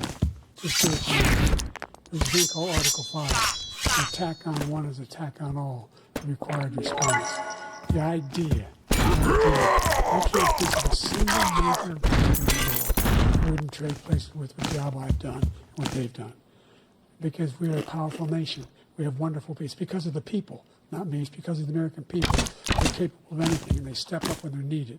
And right now, we're needed. We're needed to protect the world because our own safety is at stake. If you want to have a war, just let Putin go ahead and take Kyiv, make sure they move on, see what happens in Poland, Hungary, and other places along that border. Then you have a war. President Trump, as I come back to you for a follow-up, the question was, will you accept the results of this election, regardless of who wins? Just to finish what we say, if I might, Russia, they took a lot of land from Bush. They took a lot of land from Obama and Biden. They took no land, nothing from Trump, nothing. He knew Trump could do it. He's not going to play games with me. He knew that. I got along with him very well, but he didn't have to play games. He took nothing from me. Now he's going to take the whole thing from this man right here. That's a war that should have never started. It would have never started, ever. And he's going to take Ukraine. And, you know, you asked me a question before, would you do this with... He's got us in such a bad position right now with Ukraine and Russia. Because Ukraine's not winning that. He said, I will never settle until such time. They're running out of people. They're running out of soldiers. They've lost so many people. It's so sad. They've lost so many people, and they've lost those gorgeous cities with the golden domes that are 1,000 years old, all because of him, stupid decisions. Russia would have never attacked. The question was, will you accept the results of the election, regardless of who wins? Yes or no, please. If it's a fair and legal and good election, absolutely. I would have much rather accepted these, but the fraud and everything else was ridiculous. And if you want, we'll have a news conference on it in a week, or we'll have another one of these in a week. But I will absolutely, there's nothing I'd rather do. It would be much easier for me to do that than I'm running again. I wasn't really going to run until I saw the horrible job he did. He's destroying our country. I would be very happy to be someplace else, in a nice location someplace. And again, no indictments, no political opponent stuff, because it's the only way he thinks he can win. But unfortunately, it's driven up by numbers and driven them up to a very high level because the people understand it. Let's see what the numbers are when this election is over. Let's see. You're Careful. a whiner. When you lost the first time, you've continued, you appealed and appealed to courts all across the country. Not one single court in America said any of your claims had any merit, state or local. None. Technically one did, You but continue to provoke well, this lie maybe not for his, about somehow there's not for all this Giuliani's cases. representation, all this stealing. There's no evidence. I tell you what, I doubt whether you'll accept it because you're such a whiner. One in Pennsylvania, right? I think? I don't remember. You can't stand the loss. Something snapped in you. We'll be right back with more from the CNN presidential debate, live from Georgia. Oh, that one court ended up throwing it on appeal? Jesus Christ.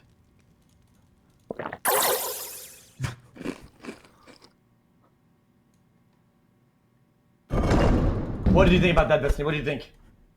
This is pure cinema. Isn't it? Bro, Yeah, did you see how Trump is like my country abusing the rule set? Okay. Bro, What? see how he's abusing the rule set of the debate, and he's talking way more than fucking Biden. Oh, you mean by not answering the question and getting to respond more or whatever? Yeah. Oh, maybe I haven't kept track of the talking time, but Because whenever he answers when the other guy's talking, he hijacks his time, then does his response time without actually answering it, and then they give him more time because he didn't answer the question. Dude, he's tripling his time, 2.5x. It's insane. sure. I mean, Biden could do it too, but at this point, it's probably better because Biden doesn't talk that much. So. Yeah, it's why I didn't agree with like the mute thing. I feel like you should have like a human element to let him talk, not talk, you know, than having this like bullshit cut off. Because now they're like almost forced to like give him his time or more time. It's kind of odd. I mean, like, I understand it though. They want to make them not a spectacle rather than having people just like screaming at each other and going for quips. But at this point, these two individuals live in completely separate realities. So Yeah, I mean, Trump is dying. He's talking about other shit. Like, he's the wrong game mode. He's literally talking about other shit the entire time. yeah, kind of. I guess Biden sounds like a nervous high school debater who's trying to fit in like every single particular fact he has about a particular point. And Trump and the people that support Trump generally just live kind of like in an emotional world. And as long as Trump like hits the right emotional notes, like it always feels like he's giving a really good answer to everything. And he just keeps like basically playing the same song. But Biden is like, I think Biden on his answers, he just needs to focus on like one or two things and just like hammer that home and then stop trying to fit in like every talking point. Yeah, I think. Because it's the problem is like nobody cares about policy in these debates. They just want to hear you sound good and sound strong. Yeah, he's getting like 50% result on like everything, and he's not getting the finish line on anything, right? Basically, yeah, I think. That's kind of what I kind of felt about it. Also, with Trump, it's like whenever he squeezes most of his time to answer the old question and whatever, they give him very little time to answer the new question. And if it's a tough one, he just goes blah blah blah blah. Yes, no. I'm the best in this. They love me in that, and that's the end of that question. Like, it's yeah, but that's insane. all his supporters want to hear. So I mean, it's Yeah, smart I for know. him. Like that's who he's appealing to. That's what they want to hear. Yeah, he won't answer. He doesn't need to answer any tough questions though. So, but I think that I think you have to realize that you're playing in two different worlds, and then you have to respond to your audience and stop trying to, I guess, like debate the other one or whatever. And Trump is doing a good job of that, and Biden is just. He's ghost walking his way through this conversation. Well, also his nonverbal is complete dog shit. Oh, you mean the crazy faces? His faces, his reactions, his whatever. Like I know this is not like people don't look into that much. But it's just they might. I don't the know. look of his eyes, the shape of his eyes are. He always looks like he's pity and he's losing. He looks like he's losing just because of his face. It's insane. Yeah, I don't know, man. There's just some keynote facial expressions. Why does it matter if he signals to his audience? What benefit does that give him? He already has them. Because you're trying to turn out voters. You're trying to get people to vote and show up at the polls to vote. I mean, to deliver their closing statements as predetermined by a coin toss. We're going to begin with you, President Biden. You have 2 minutes. We've made significant progress from the debacle that was left by President Trump in his last term. We find ourselves in a situation where, number one, we have to make sure that we have a fair tax system. I ask anyone out there in the audience or anyone out watching this debate, do you think the tax system is fair? The fact is that I said there's nobody even making under $400,000 a single penny increase in the taxes. And if I'm reelected, that'll be the case again. But this guy has increased the taxes because of the deficit. Number one, he's increased inflation because of the debacle he left after the way he handled the pandemic. And he finds himself in a position where he now wants to tax you more by putting a 10% tariff on everything that comes into the United States of America. What I did, when, for example, he wants to get rid of for the ability for us to be able to negotiate drug prices with the big pharma companies. Okay. Well, guess what? We got it down to $35 for insulin instead of $400. No more than $2,000 for every senior, no matter how much prescription they need. You know what that did? That reduced the federal debt by $160 billion over 10 years. because the government doesn't have to pay the exorbitant prices. That's like no money saved whatsoever, but Every senior, all along, it's happening now, and everybody in America wants to get rid of that. I'm going to make sure that we have child care. We're going to significantly increase the credits that people have for child care. We're going to make sure we do something about on lead pipes and all the things that are causing health problems for people across the country. We're going to continue to fight to bring down inflation and give people a break. Thank you, President Biden. President Trump, you now have 2 minutes for your closing statement. Like so many politicians, this man is just a complainer. He said, we want to do this, we want to do that, we want to get rid of this tax, that tax. But he doesn't do anything. He doesn't do, all he does is make our country unsafe by allowing millions. That's a really funny thing for him to bring up. Our military doesn't respect him. We look like fools in Afghanistan. We didn't stop Israel. It was such a horrible thing. It never happened. It should have never happened. Iran was broke. Anybody that did business with Iran, including China, they couldn't do business with the United States. They all broke. Iran was broke. They had no money for Hamas or Hezbollah, for terror. No money whatsoever.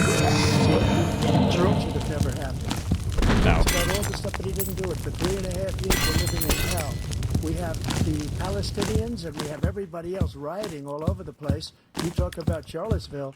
This is 100 times Charlottesville, 1,000 times. The whole country is exploding because of you, because they don't respect you, and they have to respect their president, and they don't respect you throughout the world. What we did was incredible. We rebuilt the military. We got the largest tax cut in history, the largest regulation cut in history. The reason he's got jobs is because I cut the regulations and gave jobs, but he's putting a lot of those regulations back on. All of the things that we've done, nobody's never seen anything like. Even from a medical standpoint, where we can try space-age materials instead of going to Asia or going to Europe and trying to get when you're terminally ill. Now you can go and you can get something. You sign a document. They've been trying to get it for 42 years. But you know what we did for the military was incredible. Choice for our soldiers. Where our soldiers, instead of waiting for 3 months to see a doctor, can go out and get themselves fixed up and readied up and take care of themselves, and they're living. They're one of the highest approval rates in the history of the VA. So all of these things, we're in a failing nation, but it's not going to be failing anymore. We're going to make it great again. Thank you, former President Trump, President Biden. Stay with us because we have full of this debate. Anderson Cooper and Aaron Burnett start now on CNN.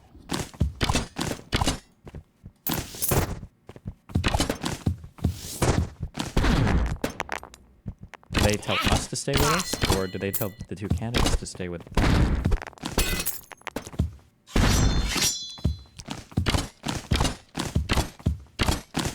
Is that GG? I think it's over.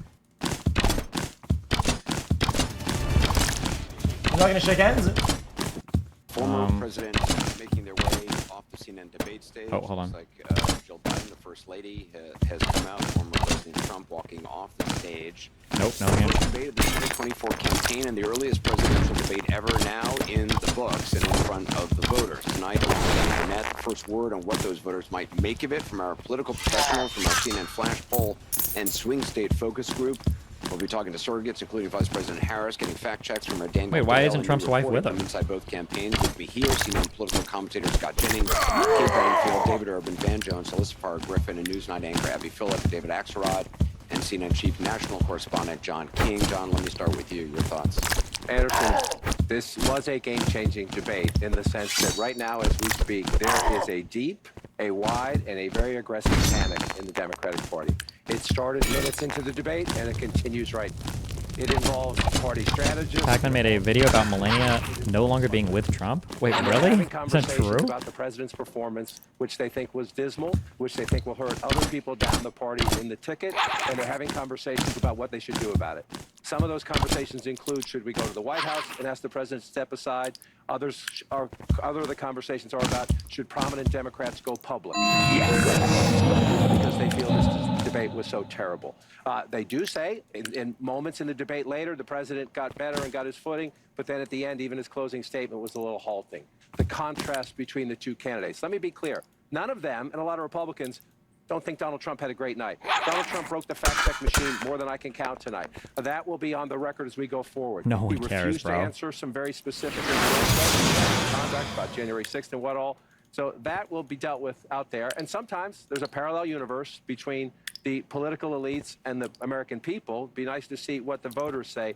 But I can tell you, it started minutes in. It started with the first couple of answers, and it has continued throughout the night from a, oh my God, oh my God, oh my God, to what do we do about this? And it involves very senior people in the Democratic Party, including elected officials, saying we have a problem. And just to co-sign what John is saying, I mean, the panic that I am hearing from Democrats is not like anything that I have heard in this campaign so far.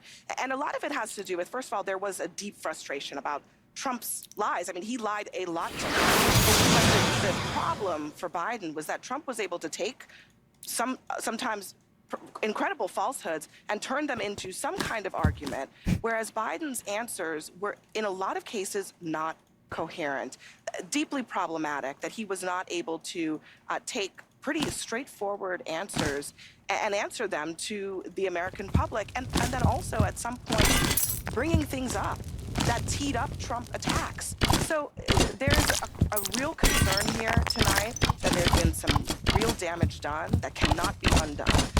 Biden solidified the perception among voters, but especially among his base. They were hoping that tonight would be a game changer. They are now seeing a president who is in the White House, who they do not necessarily believe can do this for another 4 years. David Axelrod? Look, I can't argue with either of them about how the Democratic leaders are reacting to this poll. I don't think there's anything else for the people tonight. People keep asking about swapping up with Newsom. I don't think they can swap. I just don't think that I don't know if Biden can do anything besides dying that would force them to swap the candidate. I feel like it would be such a shakeup. I think you would just instantly lose like some huge percentage of your voter base. It would just be like, or maybe it would be like super. Oh, also, hold on, real quick. Hold on, I'm from banning you. Don't ever tell me to talk to somebody. All they have to do is message me. Stop telling me to talk to other people. They can message me. They know that. Stop spamming my chat. We're talking X. If you want them to talk to me, just have them talk to me. I'm here. What's up? No, I'm not talking about you. Just fucking reach out my chat. Spamming. No, why are you saying sorry? It's not about you. It's about Pac-Man. I feel like Kamala would be better. No, I don't think so. I think Kamala would be equally divisive. She's both black and I don't think. And she's also, I think, quite progressive. I think more so than Biden is. I don't think that Kamala would be it. I just don't think she's like the way. But yeah, I don't think that Newsom. I just don't think they can do a swap. I don't think they ever could have. You're locked in really hard. You're incumbent. It's pretty rough. But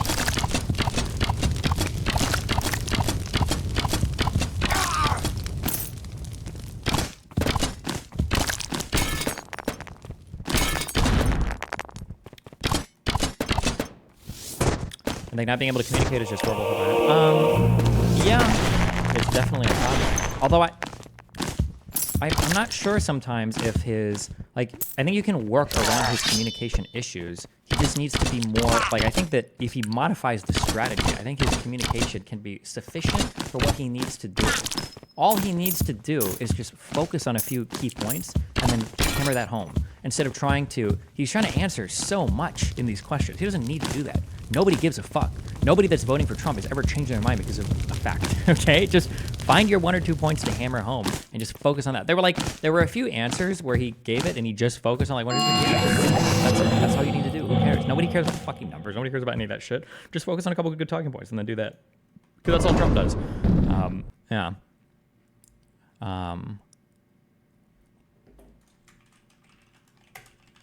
Yeah, I think that'd be a better strategy. Has he sounded this week recently? Sounded? No. He's either sick now or he's on his death's bed. Who knows? How can you tell a sick president really not talking? Listen, you have to drag his body over the finish line.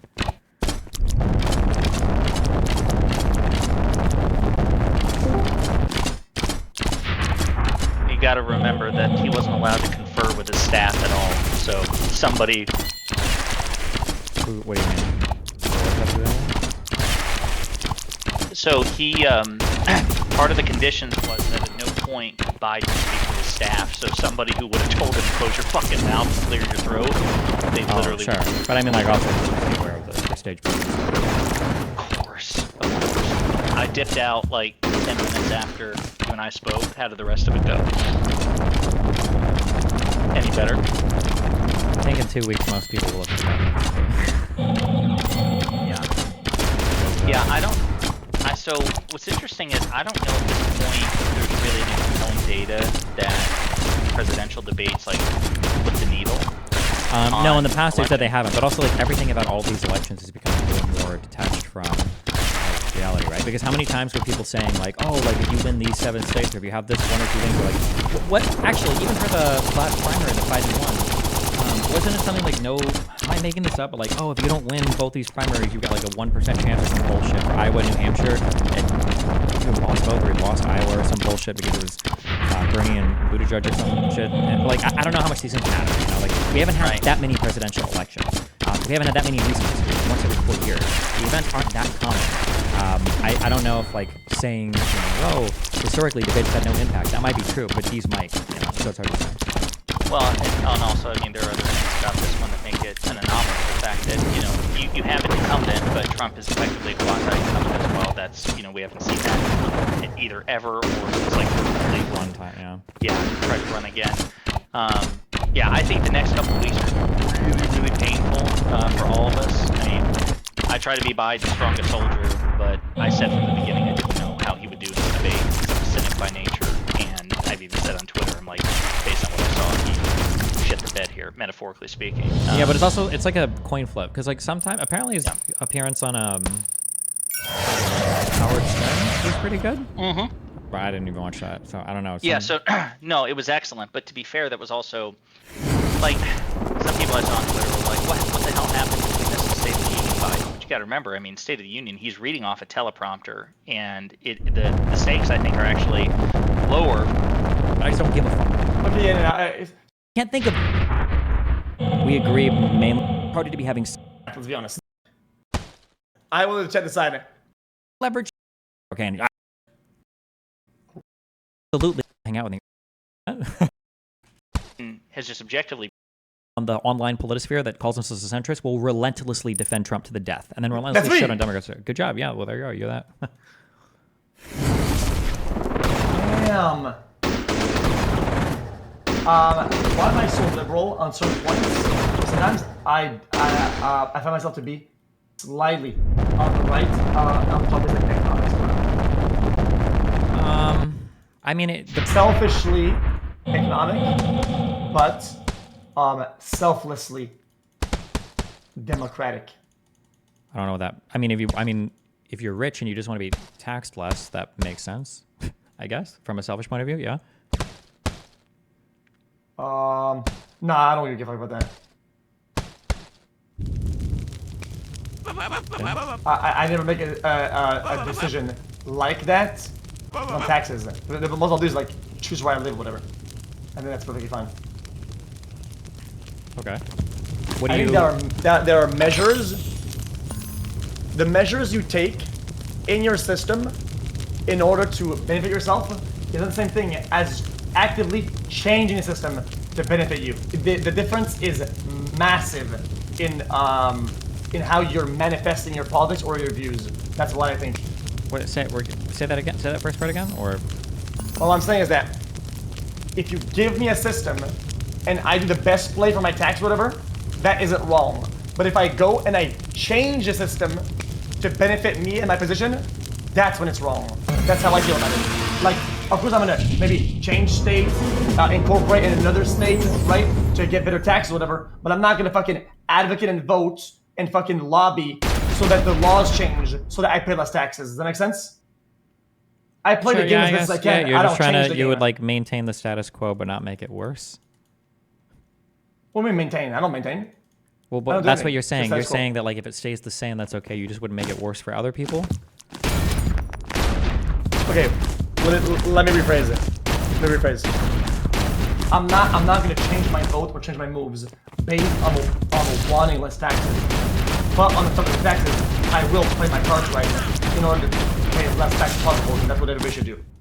Right? Sure, those are two different things, like what you vote for in terms of what policies are important. Yeah, exactly. Oh, That's what I'm saying. Oh, sure, I guess, yeah.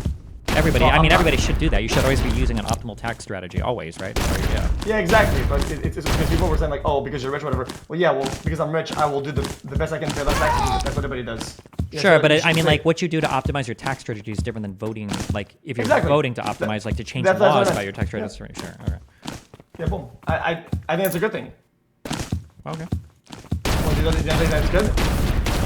Pretty sure that's basically my position, no? One reason I live in Florida. Something I don't understand about state income the tax role. is fucking brutal. What's up? I said state income tax is brutal. It's one of the reasons why I live in Florida right now. Yeah, same. That's why I used to live in. That's why I used to live in So it's funny. Was it? Oh, dude, live in California. Okay, give me $3 million. Give me $3 million. I'll live there. That's the cost. That's literally the cost differential of being in California. $2.5–3 million. I'll live there if you want to. Give me a free house then, fucking bitch ass. Jesus. I'm not doing that shit. It's just rent. It's rented. It's rented. What? Nothing. Just agreeing with you. What are your thoughts? I'm tired. It's late for me. Do you have any big thoughts for the debate? Well, you're tired already? Well, yeah. I normally stopped streaming 2 hours ago, but I stayed up to cover this bullshit. Well, you stopped streaming. Oh, you should. You could. You should have. Well, I stopped streaming on YouTube because they said they were going to be like aggressively DMCAing people. So. Why were you doing that? Why what? Wait. You said it one more time? The last sentence you said? I said I stopped streaming on YouTube because I think CNN said that they were going to sort of aggressively. Live DMCA? Yes. That's why I went on Kick It. And why would they ever do that though? Why? Because they want all the people on their YouTube channel. But they watch people watch on regardless on their channel. It's just I remember it's free broadcast. How's that a problem? You're responding to. I don't know who you're arguing with. You asked me why are they aggressively DMCAing people? The answer is because they want everybody to watch on their channel. You're going to tell me that people find a way to pirate shit anyway. Yeah, sure. That's like saying why is there DRM or why do people put locks on their houses if people are going to break in anyway? I don't know. I mean, obviously, yeah, if they break in anyway, they break in anyway. But that's why you do it, right? Understood. Okay, give me your thoughts on the doc stuff. Go. Give you the toss. Give me your view and your everything on the doc stuff. Thoughts? I don't care that much. I don't know what he actually did. Nothing is leaked yet, like in terms of details, right? It's just that he was like talking inappropriately with a minor. Do we even know the age of the girl yet on Twitch or?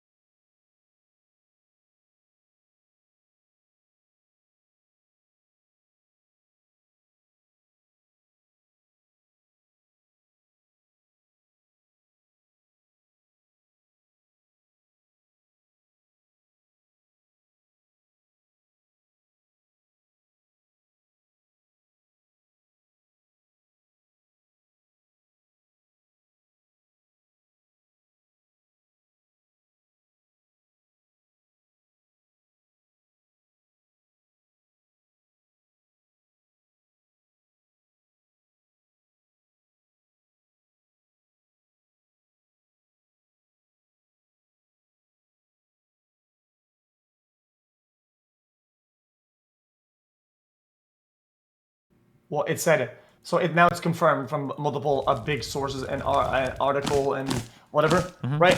It's definitely sexual conversations and asking about plans for TwitchCon with however you want to classify that. Sure. With minor. Yeah. Well, when you compute these parts, what does your brain tell you, and what are your views, and what are you think the optics are? Well, the optics are probably bad. He probably shouldn't be chatting with minors on Twitch. My brain is telling me both of those things. Probably. Yeah. I mean, assuming he's like trying to have sexual relations with some chick or whatever and meet up with her at an event. Probably not a good thing. You probably shouldn't do that. Definitely not a good thing.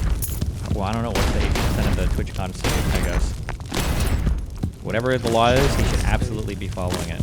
and I don't think he was. So it would definitely be bad. If Well, I mean, now you're doing what I call like legality fucking. It's an easy place to hide, but I want you to take the strong Chad morality. The strong Chad morality standpoint is that when anybody talks about like raping or doing bad shit or whatever, I need to see logs. I need to see shit. Otherwise, I just don't give a fuck. That's my. If some 17-year-old girl is DMing Dr. Sir, she's like, "Hey, we should go to fucking Twitch con." Fuck, Dr. Sir. Yeah, I'm gonna fuck you now. I probably shouldn't do it. She's young, that's stupid, but I just don't really give a fuck that much. I think it's retarded. I don't think anybody actually cares. I don't give a fuck if they want to do it, knock themselves out. I don't care. At this point, I just don't give a fuck about any of that shit. Okay. My mind is in Israel Palestine. Yeah. When you say I don't give a fuck, you mean like you don't personally care that much because it doesn't move mountains, whatever. But you still care about the topic and the morality in general. Just like let's say you weren't distracted and that's all you had to do now, right? Do you care or not? No. When I say I don't care, I don't. You know, he probably shouldn't do it. I don't think it's that big of a deal unless he's actually trying to like mindfucker in DMs, where he's like actually they're leveraging his position as like an adult or an influencer or something like that. I think that those would be bad things. But if it's like some chick messages him and she's like, "Oh, I'm gonna do blah blah blah," she's like 17 or something. I don't give a fuck that much. Really, dude? I'm not personally wrong. It's just like how I operate and how I understand it. I feel like the minutes that like somebody that isn't of age acts inappropriately, I don't give a fuck. It's all hands off deck. Well, GG. it probably It's wasn't like, all hands off deck for him because he probably wanted to fuck her. Yeah, exactly. Yeah, exactly. It's why I think it's a big deal. It's why I think it's a big deal. That he wanted. Oh, because he wants to fuck her. Oh, because it doesn't matter how it happened. I don't give a fuck. Somebody acted inappropriately. You get the fuck out. That's it. Well, my guess is he didn't get the fuck out because he probably wanted to fuck her. That's my assumption. Which is fucking terrible, to be honest. Oh, okay. I don't care that much. I don't fucking care. I don't think it matters that much. Well, really, explain that. Explain so I know more, so that if I come to the debate, somebody like you, there's literally no point. You should never debate this ever because everything having to do with consented sex is fucking cancer AIDS. But the question would be, it is cancer AIDS. The question here's the question. Okay, are you ready? Let's say that a 17-year-old girl messages a 17-year-old dude, and then they meet up at TwitchCon, and then they fuck. Did anything wrong happen there? No. Okay, answer that question. Did anything wrong happen there? 17, no. Okay, let's say that she finds out afterwards that the guy was actually like 30. Did it like become wrong? Is something like really horrible now? Okay, so I'll explain it. Okay. So, one, yes, it's wrong. Okay. Right? I don't know. Tell me why. Yeah. How you process and approach how wrong it is, right, is the key, most important part in all this. Okay. And here's why. Yeah. I think the closer you get into talking, you're gonna get a lot of hints in a lot of places that somebody is probably not of age. Somebody you should apply caution. And sometimes you have to do some big turn off, boring ass shit.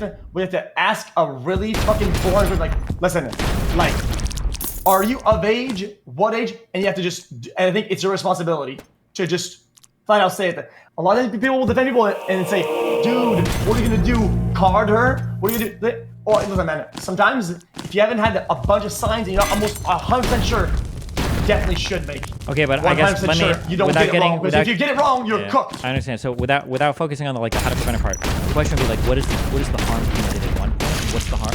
How is there no harm in the other? That's what I'm. Set on. So let's say 17-year-old girl, okay, goes to TwitchCon, she's chatting with some 17-year-old guy, and then she fucks him at TwitchCon, and then afterwards she goes home, right? Let's say that in one world that's what happened, but in another world, let's say that she finds out like, oh god, that guy was like 25 or 30. Like, what is like the harm? What's the different results of these two worlds? Like, what's the harm in one versus the other? Because you're underage. No, stop doing the legal shit. I'm just asking, what's the harm in one versus the other? No, exactly. No, I'm not doing legal. We just said report him to who? God? No. I'm sorry. What? Report to the authorities? What are you talking about? That's the legal cuck answer. I'm telling me, like, what is the harm in one versus the harm in the other? As I tell you. Okay, yeah. Because it is my belief, currently with my worldview and everything, right, that if you're not of age, right, there's a reason why there's a legality behind it.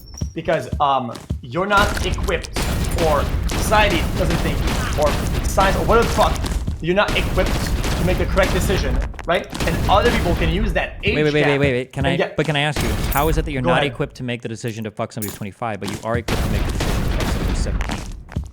Because that person could be deceiving you with tactics that they've learned through age, just different power dynamics, in order to get that sex out and of a you. 17-year-old can't? You don't think a 17-year-old is gonna fuck boy or lie to a chick before to get laid? Not the same way that a guy that's 25 can. Okay, hold on. Okay, so you've come to what I would say is my position. But that's why I'm saying I would need to see logs. So typically, when you think about an older person and a younger person, so people's minds are like, oh, it's bad to age a little while. But the reality is, the reason why these are usually really bad is because the older person is using the fact that they're an older person as leverage. But this plays out in certain ways. So it might be that there's like some 17-year-old chick and the guy's like, oh, you should run away from your parents' home and like come hang out. Or, oh, I know you can't hang out anywhere. I've got my own place. Like, oh, I know you can't get around. I've got a car. Like, or, oh, you don't have a job. That's fine. Like, I can pay for everything, right? These are things that the older person has that they can leverage against the younger person. Like, and not just these things. There's a bunch of things like that they can leverage. Yes. This is why it's bad, though. I would argue that these types of things are bad regardless of age, but they are especially factors when it comes to minors. So I agree with that. But absent those things, that's why I'm saying go back to the example. 17-year-old talks to some dude, meets him at TwitchCon, they fuck, and then they go home, and then in one world she finds out, oh shit, that guy was 25. What's like the harm that's been... Okay, the harm, like I told you, there's a lot of things that are intangibles in human interaction and dialogue, right? And even though you don't know what you're doing and how you're doing it, right? When you're older, you're using tactics. You're doing things in dialogue, in nonverbal, right? That give you a severe advantage over somebody who isn't equipped to defend themselves against these tactics. Yeah, but like I understand. But what if the girl's leading the interactions? She DMs you and she's like, "Hey, we should meet at TwitchCon. Let's fuck." And you're like, "Yeah, sure, fuck it." She's like, "Yeah, that'd be awesome." That person isn't of age. They are not within them to make that decision. How can they? But they can make it with a 17-year-old, but not with a 25-year-old. Because the person that's of age sets the playing field that's unfair. Somebody who isn't of age doesn't, in the eyes of society. I'm not asking about the eyes of society. I'm saying, how is it that she's not equipped to make the proposition to a 25-year-old, but she is equipped to make the proposition to a 17-year-old? How? What's the difference? Say that slower. We're saying that anytime we talk about a minor and an adult hooking up, we always get into things like, oh, well, when you're young, you don't understand the consequences, you don't understand, like, what the dynamics of the vehicle, you don't understand ABC, all these things, right? Okay, but then why do they magically understand all those things when it's 17-year-olds? Okay, they don't. The thing that I'm trying to tell you, right, is that when somebody is of age, it's in my opinion that they can set and alter the playing field. The other person plays that playing field, right? If both are minors, they are both equally unskilled at doing so. Therefore, it's fair game. Does that make sense? I mean, that makes it sound like that just sounds like such an insane world where we're saying that like a 17-year-old and a 25-year-old couldn't hook up because the 25-year-old might be like using powers to rape her, but if she's with another 17-year-old, his ability to use powers to rape her is a bit less, so then that's always okay. Like, how would she even be able to tell the difference? Just don't. No. Okay. Still don't do it. Still don't do what? Hook up with anybody? What? With an underage person? No. I'm saying what if? So like, if you're a 17-year-old like fuckboy, and other girls are gonna go hook up with you, like, couldn't you mind fuck them like just as well? Like, yes, but I think it's fair game though. Like, what? Okay, I guess. I'm just saying this is why I don't care that much. Like, there's a world where if some chick messages Dr. Disrespect, she's like, oh, let's go to TwitchCon, like, I want to fuck you, and he's like, oh, well, I don't know, when are you going? She's like, oh, I'm gonna be there on fucking January, blah blah blah, I got a hotel room, let's meet, let's fuck, I'm 17. He should say no for a variety of reasons, but he's like, fuck it, let's do it. Like, her sending him those DMs, if they were to go through and hook up, versus her telling it to like a 17-year-old and they go hook up and then they part afterwards, like, oh, why the fuck do I care versus one or the other? Like, there's a whole bunch of abstract reasons, like, oh, well, he should know better, blah blah blah. But if you think about like harm to the girl, like, is she getting harmed more because one guy's older and one guy's not as old? It just seems like because like I said, it's in my belief, right? That there's a reason why there's a legality. Wait, it's not the legal. Right? There's a that's your legal. I'm not saying. Wait, if you don't want to appeal to the legal argument, then appeal to the reason, not the legal part. Just appeal to the reason then. The reason is that they're probably mental, biological, like development stage facts and a reason and studies that say in general, right? this is where we're gonna pinpoint this, right? And this is where it's fair game, and this is where it isn't. Yeah, and if I agree they with set you. a black and a white, and I think, Yeah, I say agree it's with what you're fair saying. game. Yeah, I Because agree. if both are on that threshold, whatever. But if one is over, then they shouldn't use that against it. And they, even though they're not doing deliberately, they might do it unintentionally, which is still wrong. Sure, I don't necessarily disagree with you. I think that like having a rule of thumb is fine. I think that where the age of consent is set at is probably fine. But what I'm saying is that like if you're asking me to care a lot about it, I just don't unless you show me some fucked up laws. Then I'm like, oh, that was pretty fucked up. Now I think it's really bad. Okay, what would you? It would be like somebody saying like, oh, like this huge streamer fucked this like smaller streamer. Like this is horrible. It's like, was it? I don't know. Show me logs. Maybe it was. Maybe it wasn't. Or like a streamer fucked a fan, or a celebrity fucked a dancer, or two people in it, or whatever. I was like, was it really bad? I don't know. Maybe it might be. Show me logs. Let me see. Like it might be really bad. It might not be bad. Yeah. Then do you agree that the level of bad has to be much less if you're if the person is underage? Then will you at least consider that point? That the level of wrongness of your logs doesn't have to be that bad to be when it's to a minor than in the middle. I think it gets a little bit worse, but I think it's gonna a little bit. Yeah, a little bit, but it depends on like what you're hitting on. Like there are some things that would be really bad, and there are some things where it wouldn't make that much of a difference at all. So it just depends on what you're hitting on. So like, let's say for instance, the difference between like a 17-year-old and a 19-year-old. Okay, like I don't know how like if he was like, oh, like you're 19, like blah blah blah blah blah, versus like, oh my god, it's 17, like this is so much worse. Like at that point, I don't give a fuck. But if it was like with a 17-year-old, it's like, oh, like you're not allowed to like get a hotel room because you're only 17. Like let me get it for you. And like he knows that like since I'm the only one that can get you that hotel room, you can't go anywhere else when you're at TwitchCon with me because you're a minor. Like that's really bad, right? But we're looking at like particular actions that make something bad. Now one might work better because she's a minor, but like in the fact that they're just like 2 ages or 2 years in different age, and he's not like doing weird shit like that. I don't really care that much. I don't care. Then I feel like then me and you fundamentally disagree then, which is perfectly fine. You can have your opinion. That's fine. Yeah. Because I think that through my own development and through me becoming of older age, right? I noticed the amount of like power or tactic that you could gain, that you could use, right? It's not that I use them, but I'm aware of my aptitude in dialogue, in nonverbal, and I see how you could use that power against somebody who's unaware of these tactics, and they could get rolled over. And I wouldn't want my child or my person or my kid who is unskilled or unapt to be rolled by somebody who is apt. I find that to be incredibly unfair, and that's why I think we should always have a black and a white. Super like this is just a no-no.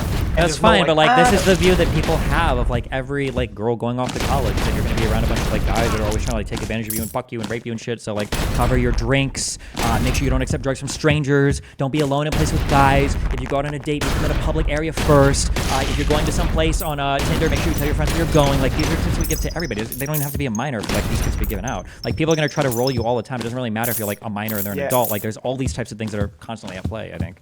Okay. Yes. Like I said, there's a bunch. I think this is my opinion. I think in the decision to say, oh yeah, of age and not of age is on average, right? Experience, brain development, knowledge. Yeah, I'm not going to disagree. If you're talking on average, I'm always going to agree with you, of course. On average, somebody that has more money, somebody that's stronger, somebody that is older, somebody that, there's a ton of things like that. Yeah, on average, a person who is like a minor versus a person who's an adult is going to be at a disadvantage there. For average, that's always the case. Yeah, the risk of abuse is probably higher. The risk of manipulation is probably higher. The risk of the minor person not understanding the consequences of dealing with the older. Yeah, that's on average. That's always true. That's why you have an age of consent at this time. Yeah. So. Why do you agree with that? Yeah, there should be like a black and white age of consent or whatever, but you don't agree on like enforcing it in the same severity. I never said I don't agree on enforcing it. You asked me how I felt about a particular situation. You say you don't care, which means you wouldn't enforce it if you were the police then. I said that I don't care unless I see details. That fact alone isn't enough to make me care that much. I just don't really care that much. But if you give me more information, and I see, oh, there was some genuinely like crazy shit going on or abusive stuff, or he was like being manipulative, then I would care. But just knowing that, I just don't really give a fuck that much. Wait. No, you wait. Okay, hold on. You're kind of like the debate god, but on this one, you kind of lose here. I don't get it. How can you cannot hold both positions at the same time? I absolutely can. Here's what I would tell you. I would say, you cannot I generally, no. What I'm saying is you that cannot not care and say that you wouldn't enforce it. Like, did you leave? No. Oh, I'm just saying it. The fact that you care or not means that you would enforce it or not. What do you mean when you ask enforce it? If there's like a law that was broken, then the law should probably be enforced. Yeah, I would agree with that, sure. I don't know if there was a law that was broken. And you care then. Okay. Then I guess then I care. If me saying like laws should be enforced are things that should happen, then I guess I care. Then why you said you don't care then? Because I think what most people hear when I say do I care or not is like what is the level of outrage or what is the level of like moral conviction you have around a particular thing. And that sounds like unless I say something more specific, I just don't care that much. I think statutory rape laws I think are pretty important. I think it's important to protect those. I think there's a really good reason why it's a strict liability crime. I think there's a really good reason why I think the state and every individual has an interest in protecting minors from being preyed upon by adults. So I think the laws and everything as written are good. I think they should be enforced as written. I think all of that is fine. But I just personally don't care that much unless you show me like a greater harm committed. I feel like you. Okay, this is more of like a worldview thing. I think you should 100% care, like by default, when it's sex related. When it's like sex related, I feel like that's kind of the way I see it, right? Where like, you kind of have to, right? It involves a lot of possible trauma, fucking intimacy. It's like at the core, I think sex is like pretty sacred, right? It's one of the most like kind of like touchy subject, or what would you say, like the important part of yourself when it comes down to like not being breached. I think you should enforce it. Sure. Like, okay. Sure. So here's like Here's two situations. Okay. Let's say that two people live like in kind of like a country area. They're the only two houses around. Let's say they're about a half mile from each other. One guy, he's a little bit over the legal limit, but he decides to drive home. Okay, it's a half-mile drive. He gets on the road. It's like an out there country access or whatever. He drives home, gets home. Let's say that in another scenario, let's say that a guy has to drive home, and he's a bit more intoxicated than the other dude, and he's got to drive through like a big city. Okay. Both of these people are committing the same crime. Do you care more about one than the other, or do you think they're both equally bad because it's the exact same crime that both are doing? I care the same amount. Why? Okay. Then that's fine. Then Why? Was I supposed to say that? No, you can say whatever you want. There's no supposed to anything. I'm asking you questions. One is okay, yeah.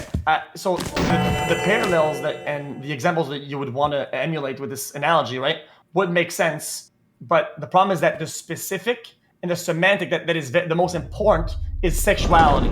You cannot make a comparison or some analogy about driving a fucking car to having sex with somebody. It's fucking brain dead. It's okay, fucking retard that's great. thinking. Okay, and that's great, and maybe you don't give a fuck about drunk drivers that fucking kill people, okay? Because you think that a 17-year-old getting fucked by a 23-year-old is like the worst fucking thing on the planet. But for other people, especially people like West family members of drunk drivers, I think they would think that that's a really fucking big deal. So that's great if you don't care, but you think it's more important to find out if some fucking guy that wears a fake wig and a fake mustache is sending sexual messages to some fucking 17-year-old, okay? Maybe that's a really fucking big deal for you. Personally, I don't give a fuck. I would care more about the drunk driving thing. I understand your opinion. Okay, retard! The thing is, I didn't think the one is not important, right? I made the comparison. You made the comparison. You brought in because what I'm saying that you can have, I'm saying that you can have two things that are like the same crime on paper, but the execution of both, or the way they played out, makes one thing a lot worse than the other. Even if on paper it's like the same type of crime. It's usually bad in my worldview, okay? Especially when you're talking on to whatever, to compare, right, death or bodily harm to like a lifetime of trauma or like and mental torment, right? What is the lifetime of trauma and mental torment? Yo, bitch ass pussy motherfucker. Oh my god. Okay. Then let's go then to worldviews. Then let's go back to the very founding blocks of life. Yeah. What do you think is worse, right? Being fucking mentally and physically tortured for a whole year or dying? Are you dying at the end of the year? Oh, I'm not dying it. Well, I mean, if you're gonna die in a year, then that's just like strictly worse, right? No, you would have a normal life, right? Oh, after 1 year, you say you at one point, like the other one is that you're gonna get tortured. What's worse? hold on, wait, I'm not. So in one, you can be tortured for a year, but then afterwards you're released, and then in the other, you're just killed instantly? Yeah. I guess it would probably depend on the type of torture, I guess. But I imagine there's probably. Okay, so now you agree. Now you agree, right? What? That it's not a super science, and it's not very good to compare one to another directly as a false equivalency. You understand now? So driving. Wait, hold on. Right? I'm the one who said before that I would probably need like more details of a thing rather than to say something is like some absolute yes or no, right or wrong or whatever. I don't know why you're asking me the difference between torture and death, and you're trying to say you can't compare the two. You can compare the two. What do you mean? No, you can't compare the two. You can't. Of course you can. What do you mean you can't compare the two? I'll do it right now. Let's say that you've got two choices. In one world, I kill you instantly. In the other world, I'm going to torture you by every morning when you wake up, I'm going to punch you in the stomach, okay? And you have to endure that for a whole year. But then at the end of the year, you get to go on and live a normal life. Which one would you choose? Would you rather die now or get punched in the stomach every day for a year? Well, you see, the punch, but that doesn't mean anything. It is. It's a type of torture. You're having to endure pain that you can't respond to for a whole year. Okay. So see, look, we just compared two different things. See where we did that? Yeah, we compared two different things. Wow, crazy how we did that. Instead this time, instead of punching you, right? I put a small piece of wood in a splinter under your nails, right? Yeah. And I make them expand and cause nerve damage throughout your entire day, every day for 10 years. 10 years now? Yeah, at some point, it's probably going to be so bad that I'll say, oh, I think I'd rather just die, thank you. Yeah. There's probably a threshold. Yeah. Do you think that it's a healthy comparison? Do I think that it's a healthy comparison? I mean, yeah. Believe it or not, people have to make this decision in the real world when it comes to end-of-life care. And you've got to consider things like hospice or euthanasia. Yes, how much suffering, or you have to consider, like, do I want to do certain forms of chemotherapy, or do I want to just die? Yeah, people have to make these decisions in real life. Okay, how does this relate to, like driving drunk and sex crimes? The comparison was for driving drunk that if two people committed the same crime and you said, hey, yesterday, John drove drunk. Do you think that was really bad? And I'm like, do you care? I'd probably like, yes. No. I would say, I don't know, like, what do you mean when he drove drunk? Tell me what he did, like, what did he do? You know, like, oh, well, you know, he was on, you know, lived in the country, two places, he drove with a few friends home, there were more drinks. Like, oh, I probably don't care that much. You probably shouldn't have done it, but I don't really care that much. Wait, versus on the other one, because the stakes are way fucking lower, the likelihood for damage is lower, probably not a good idea, but I just don't care as much. Versus the other one where some guy is irrelevant. Okay, then we don't agree on then our life views don't align. Then. Okay, then that's fine. That's okay. They cannot align. I don't give a fuck. Versus another one where somebody's like, oh, this guy drunk drove and he did it through a city, you know, through fucking LA, and he drove home going, you know, whatever X miles an hour. He was 3 times legal. I'd be like, oh, that guy's probably doing a whole lot worse, I would say. Even if they did the exact same crime, I would say, wow, it's probably a whole lot worse. Then even with your own argument, I'd even go against it and say that it's probably not as bad than the middle of the city. Then in the middle of the city, speed limits are lower, visibility is better. I don't know if drunk people care as much about distance on average, right? Well, no, but now you're doing it. You're qualifying it more. Yeah, you're qualifying. You're giving them conditions that you're using my argument. But you're saying, well, I might give conditions to give me a different conclusion. That's my argument, though. The conditions would matter. Much like with the statutory rape thing, I personally think the conditions matter. If like a 20-year-old happens to meet a 17-year-old like at a fucking park and they fuck, I don't really care that much. But if a 20-year-old goes to a high school looking for a 17-year-old girl who is like trapped with her parents and is saying like, I can give you freedom, come and live with me and I'll fuck you, I would say that that's way worse. My bad. I see where you got lost. Okay.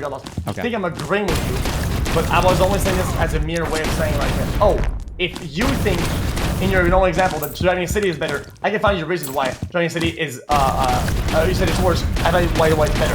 As in like, I don't give a fuck.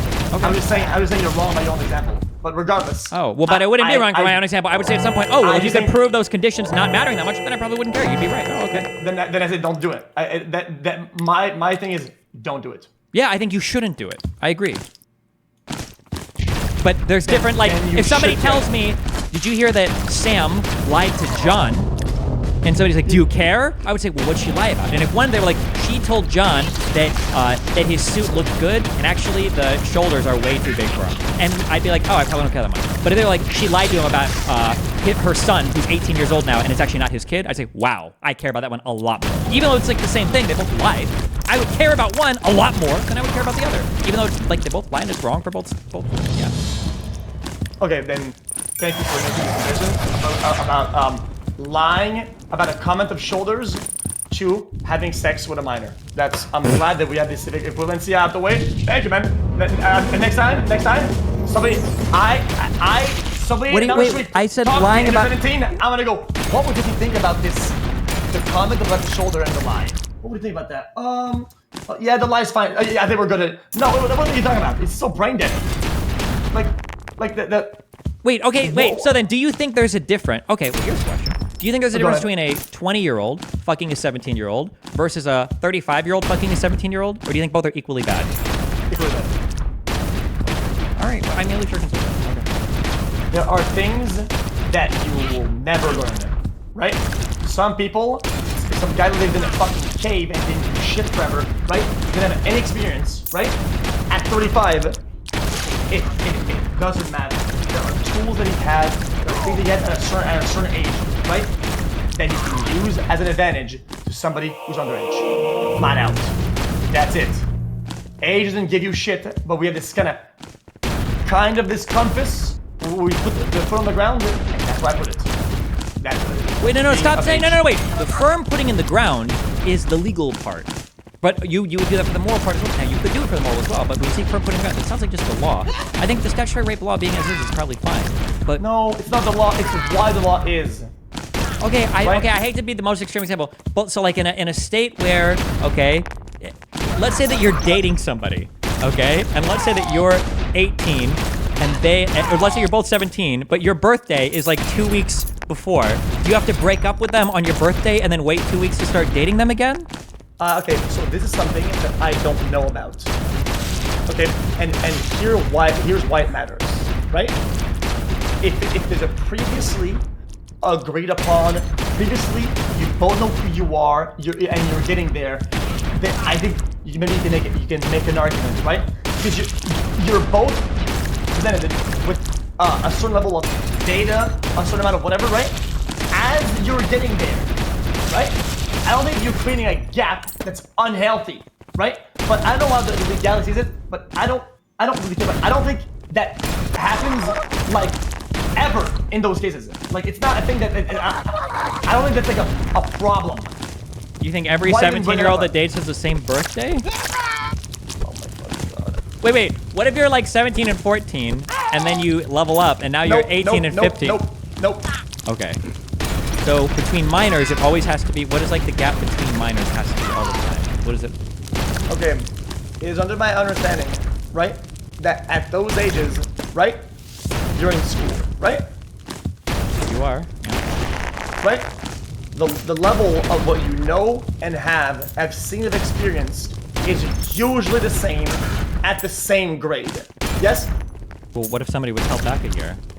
I don't give a fuck. What if somebody was, like, for instance, depending on when your birthday is, you can enroll in school a little bit earlier than somebody else. It's possible that, for instance, a 15-year-old and a 17-year-old can be in the same grade without somebody even being held. brain dead. Yeah, What? whatever. I'm saying we're trying to try the general rule. Stop trying to find some weasel way out of it. Like this is really easy. Stop. I'm not trying to find a way out of the rule. I'm merely challenging the level of conviction you have for the violation of the rule. I think I've already told you, and I'll reiterate it again, I think the rule is fine. I think statutory rape is a bad thing, and I'm even okay with it being a strict liability offense, because I think having to prove Then statutory yes. rape beyond a shadow of a doubt, beyond reasonable doubt, I think would be a bad legal standard. So I'm okay with the laws, but I'm just saying that on the morality part, like in my conviction, if you show me, oh, well, this 20-year-old met this 17-year-old in a park or whatever, and they fucked or whatever, and then they went their separate ways, I just don't give a fuck that. I don't care that much.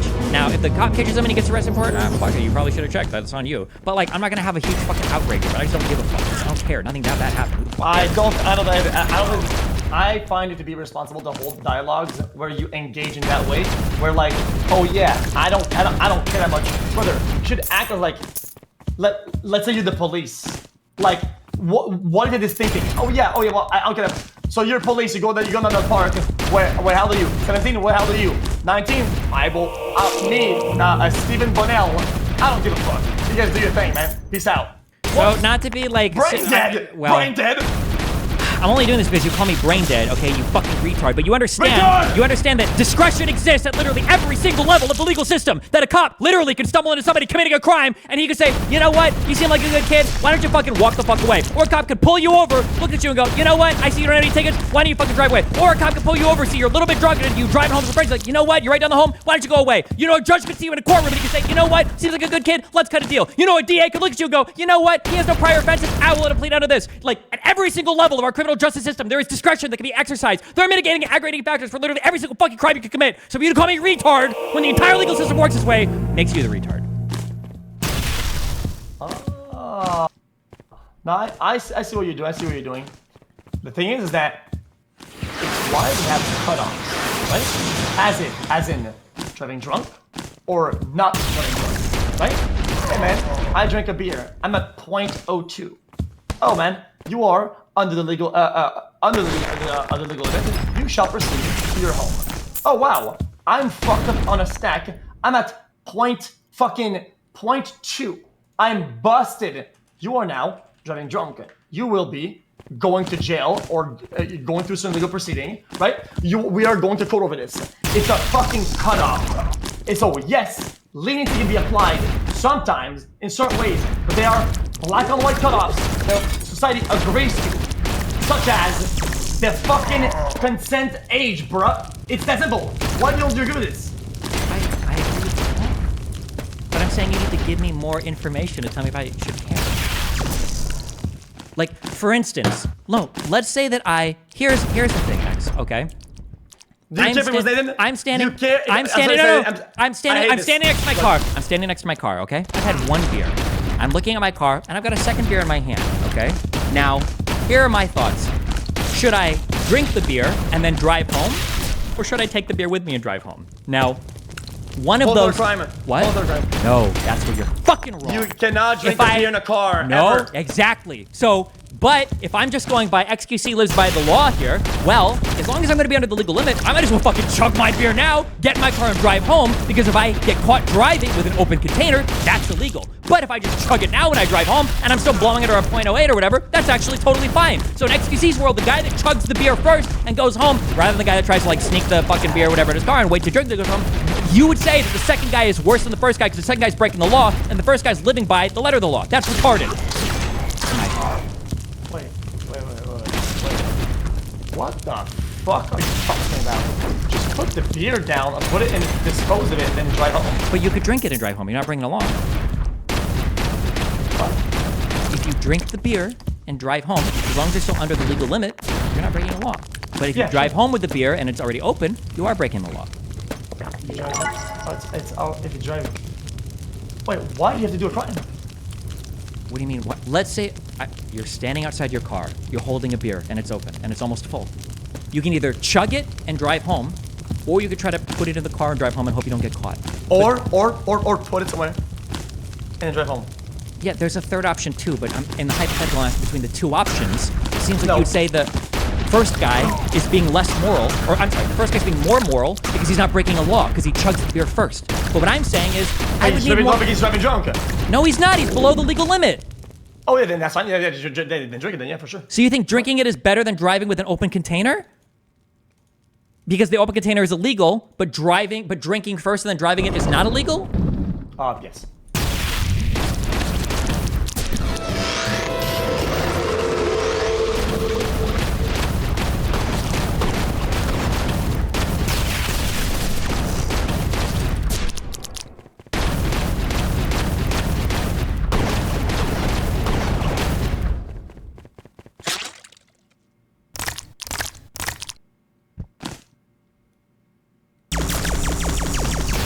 There are reasons why you don't do that. There are reasons why you don't drive drunk.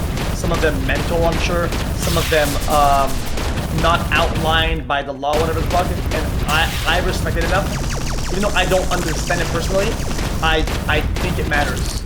But yes, I think if you want to chug it, sure. But I just think I don't disagree that the law is good, and I think that there's a morality to even following laws. I agree with that too.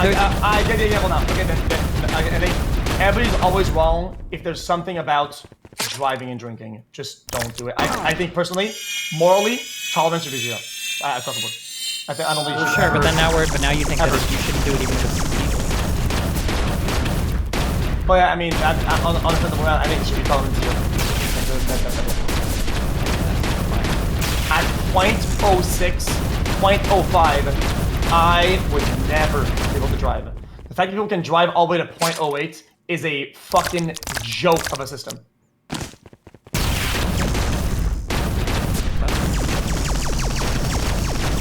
Let's say that somebody is let's say that you found out, okay, this girl with Dr. Disrespect, we agree that this is bad, right? He shouldn't have done this. Are you saying it's morally wrong, regardless of what they were messaging, regardless of what they're saying, right? That it's bad, right? What do you mean? No. What I'm saying, like, if he, messaging is important. well, like, let's assume that he wanted to hook up with her, that their conversation was good. You would say that would be bad. Automatically bad, yeah. Automatically bad. What if she was Canadian? The age of consent is 16. Does it become okay now? Wait. What do I care? Because before you were saying the law was so important, it didn't matter why the law is being broken or whatever, but that like it had to be enforced no matter what. But what if she's Canadian? What if she's what do I care if it changes? As long as it's under the fucking thing, it's bad. Well, in Canada, like 16 and older is okay. The age of consent is 16. Okay, so it's like a morality thing. Okay, so for you, it is morally wrong for somebody over the age of 18 to engage with somebody under the age of 18 in any sexual manner whatsoever. That's the moral wrong, and it's very hard. Yeah, that's how I see it.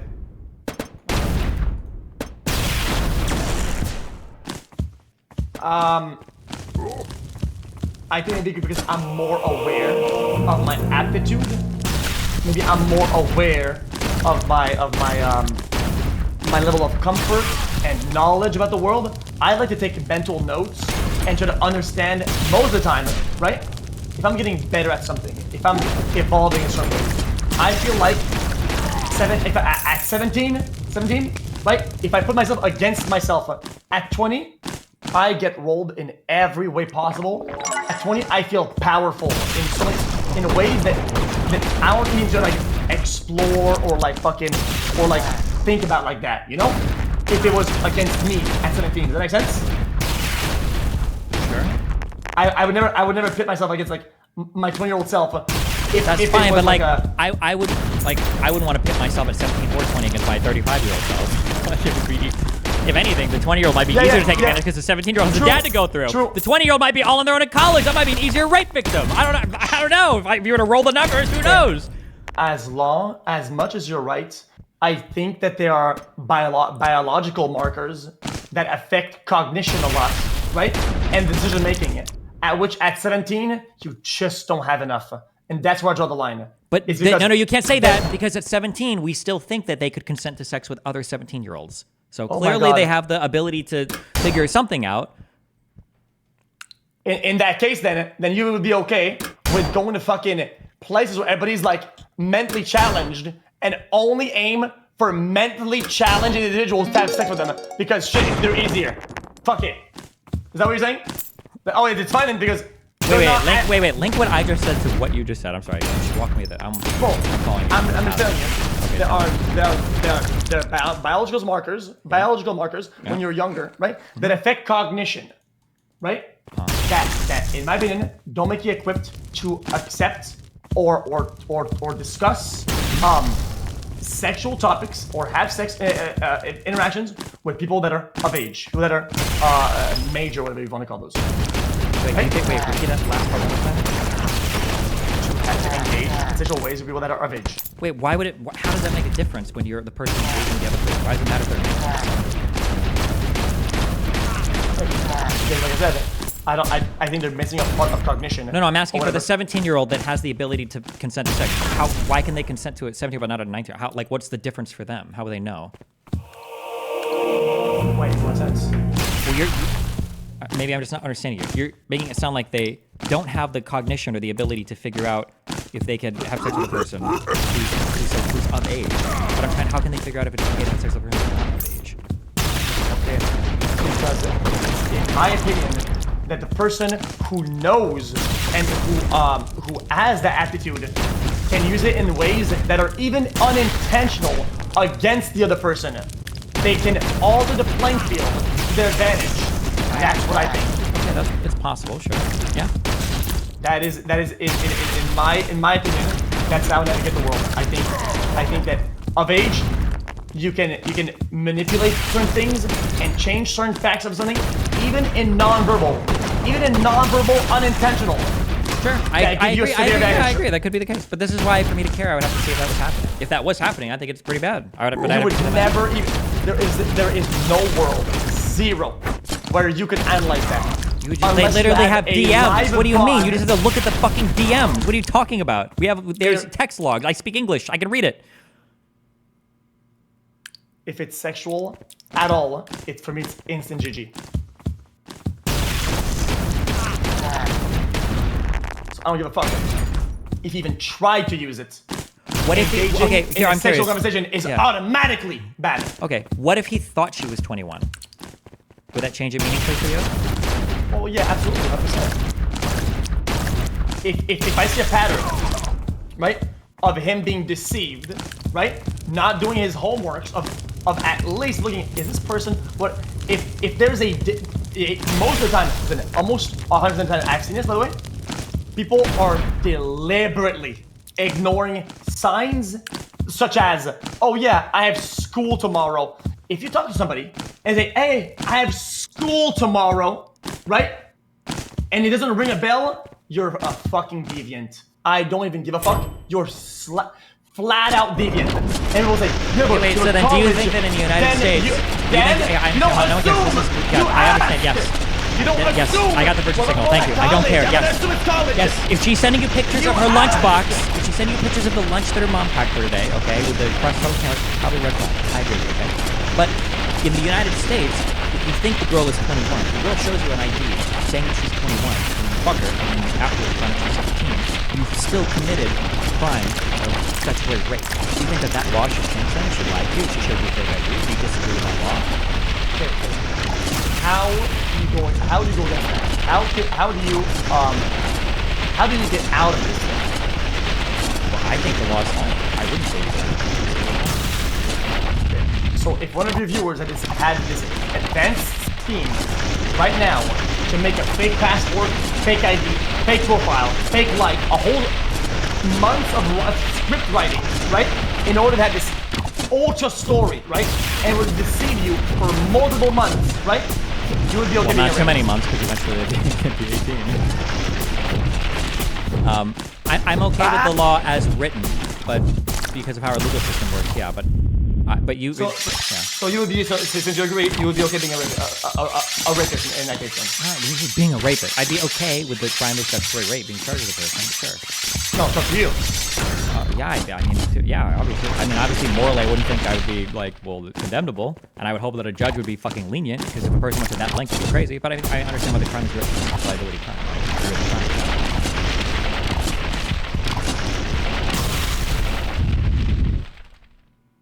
I think I'm gonna take the L on this because I think I lack the background to even understand what's at play here and how that actually works out. So that's kind of scary if you think about it. Sure, hold on, I can explain it. Because that makes you. Let me hold on, really quick. No, okay. No, it's a good. I don't. It makes sense. Okay, in the U.S. criminal court, okay, when you're trying to convict somebody of a crime, they have to have had the criminal intent to commit that crime. So, for instance, if I'm like walking through a mall and I accidentally trip and I fall into somebody and a knife falls out of my pocket and stabs them, I can't get charged with murder, right? Because I didn't have the criminal intent. In the United States, when you're doing a criminal charge, the standard for a conviction to deprive you of rights is beyond a reasonable doubt. That's like 99%, okay? No reasonable mind could have, right? Understood, yeah. The reason why we have some crimes in the United States, okay, strict liability crimes, that means that it only needs actus rea. They only need the action itself, okay? The reason why is because what we're saying is these crimes are so heinous that the burden of having to prove criminal intent would make it so that way too many perpetrators would fly under the radar and wouldn't get caught. So, for instance, that makes sense. Yeah, I know that works. Yes. So let's say it wasn't strict liability. Let's say that I go to a high school. Okay, I find some chick and I fuck her. Okay, and yeah, you're only 16. And then the cop is like, oh shit, she's 16. You're going to court. Now, when they take you to court, if it's not a strict liability crime, you have to prove to the jury beyond a reasonable doubt that I didn't think she was 18. She was in high school. She came out of she was walking with seniors. I thought she was 18. You're almost never getting a conviction there unless the guy like saw an ID. So that's why sometimes I'm okay with strict liability because it's such a bad crime. Well, fuck it. Some people might get caught, and that sucks. That didn't actually do it. Then what you were saying then is that you would be okay to go to fucking trial for it. But you wouldn't be okay being charged with it. That would mean that the whole system is flawed against. Well, the system's not flawed against you. I mean, that's how the system works. You have to be careful. The idea is that like you should be taking a level of responsibility, especially if you're an adult, to try to make sure you're not fucking minors. But you would hope for. But if the girl literally was like faking passports and shit, you would hope that you could talk to the prosecutor. Like, bro, this chick was fucking. Bro, I'm getting fucked here. What the fuck? And hopefully yeah, the but judge, what if the person says I only had a fake passport because I wanted to go to the club or whatever. I want to whatever. It's not because I wanted to do this crime. I was doing this other shit, right? So now it doesn't look like they were orchestrating against you. It just so happened that it just plays fully in your Then maybe the judge will be like, you know what? I don't care. Maybe you're a bouncer. Maybe you work at a bar. How many fake IDs have you seen? This chick who looks like she's 16 should do a fake ID saying she was 25. You thought that was a good idea to bang her? You didn't add her on Instagram or Facebook or something? Yeah, maybe the judge would say that. Say, fuck you. We're throwing the book at you. We're going to go to court on it. So maybe, you know. Yeah. Okay, so then what you were saying, that you wouldn't be okay going to jail for it. You'd be okay going to trial for it. No. Hold on. You're in your mind. Okay. Let me back up. There's two concepts. Okay. No. Wait. Stop. You keep. The legal side of things is a lot different than the moral side of things. Oh yeah, I know that. Yes. So on the legal side, I think that the laws as written, in terms of statutory rape of fucking minors and all that, I think the laws in the books are fine. But if you ask me personally, what's your level of conviction? Like, how angry or how upset? How much do you care about this particular thing? Like, if you tell me, like, this guy's in jail for 10 years, why? 3 strike laws. He got caught smoking weed 3 times. I go, oh, I don't really give a fuck that much. That sucks for him. He's in jail. I just don't know. Well, like, yeah, that's what I would say. But my level, I just wouldn't care that much. That's all I'm trying to say. If somebody says, like, this guy is in jail for rape, and this guy's in jail for rape, the guy on the left, you know, he found a woman, he slipped her some Rohypnol, dragged her to a fucking alley, and he fucked her so many times, he gave her STD, got her pregnant, and they walked away, right? Versus this other guy, he went out with a girl, they both got kind of wasted, they ended up back at his apartment and they fucked, and she ended up, you know, accusing him, he went to court, he got convicted of rape. One of these I think is really bad, I care a lot, I think this guy's a piece of shit. The other guy, like, I don't really care that much, like, yeah, I guess maybe you should have been drinking or whatever, but like, I don't care that much. Even if they both got charged with the exact same crime. That's what I'm saying. Alright, all of this came down to how you use your words. When you say, I don't care, I don't think you mean that you don't care. It's something you say to fucking sound edgy and cool and not like a fucking... Okay, I'm sorry. Next time, rather than saying I don't care, what I'll say is I don't have a very high level of moral conviction for the particular action that was committed here unless I've been presented more evidence to boost that moral conviction. Is that what I should say? No. I just like, I don't really give a fuck that much. I just don't care that much. I don't know what to say. That's what I feel. I just don't really care that much. But if you want to translate that to like, oh, that means that you think that the law should totally change and blah, blah, blah. Destiny, do better. What does that have to do with anything? Well, I'm just saying. I thought I thought it would sound cool if I said that. Okay, based. You're a Quebecian. I don't expect what I should have said is, you are within the moral standard or higher than above because of your statue as a parent in society, sir. See? We can do this all day, bro. Wait, what? We can do this all day.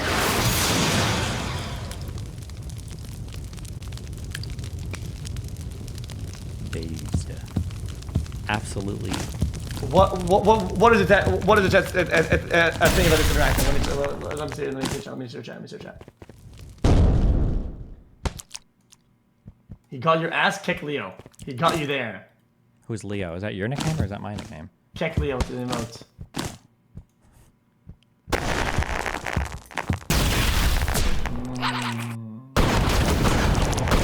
Well, no, I didn't lose. I conceded the point fairly because I don't believe in continuing a dialogue about something that if I don't actually disagree. I had to concede 1 point at the entire thing, and that's perfectly okay. You also don't have to concede anything. We can just have differences of opinions here. No, I can do that. I didn't know that's how statutory bullshit works, right? So I guess I would also be okay with like. Well, hold on. If I have like this mega intention to like do this like fucking. Hold on. You can say that you don't care about it, but the moral justification that you gave was basically the exact reason why the statutory thing exists. You were basically saying that, like, as a general rule of thumb, these developments happen, and these people have these abilities to take advantage of other people, and it's so bad it should be wrong in almost every. Like, you basically gave like almost the full argument for like sexual liability. Yeah. When it comes to sex, I think, and sexting or anything, I think go as hard as you can on all of them, right? If they're innocent or whatever, sure, whatever, man.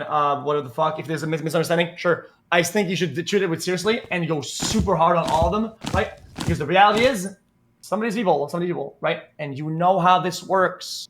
They do this shit. They play the plausible deniability game. They play the whatever I don't know, the whatever, right? And then they find a pattern where it works, and they use it until they get what they want out of it. And that's how really bad things happen.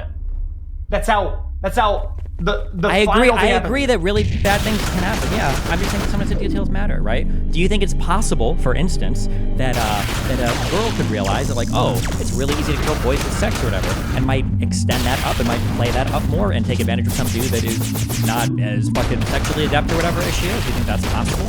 Wasn't there? You can tell me if I'm wrong. It's been a while. Fuck, it's been like 8 years.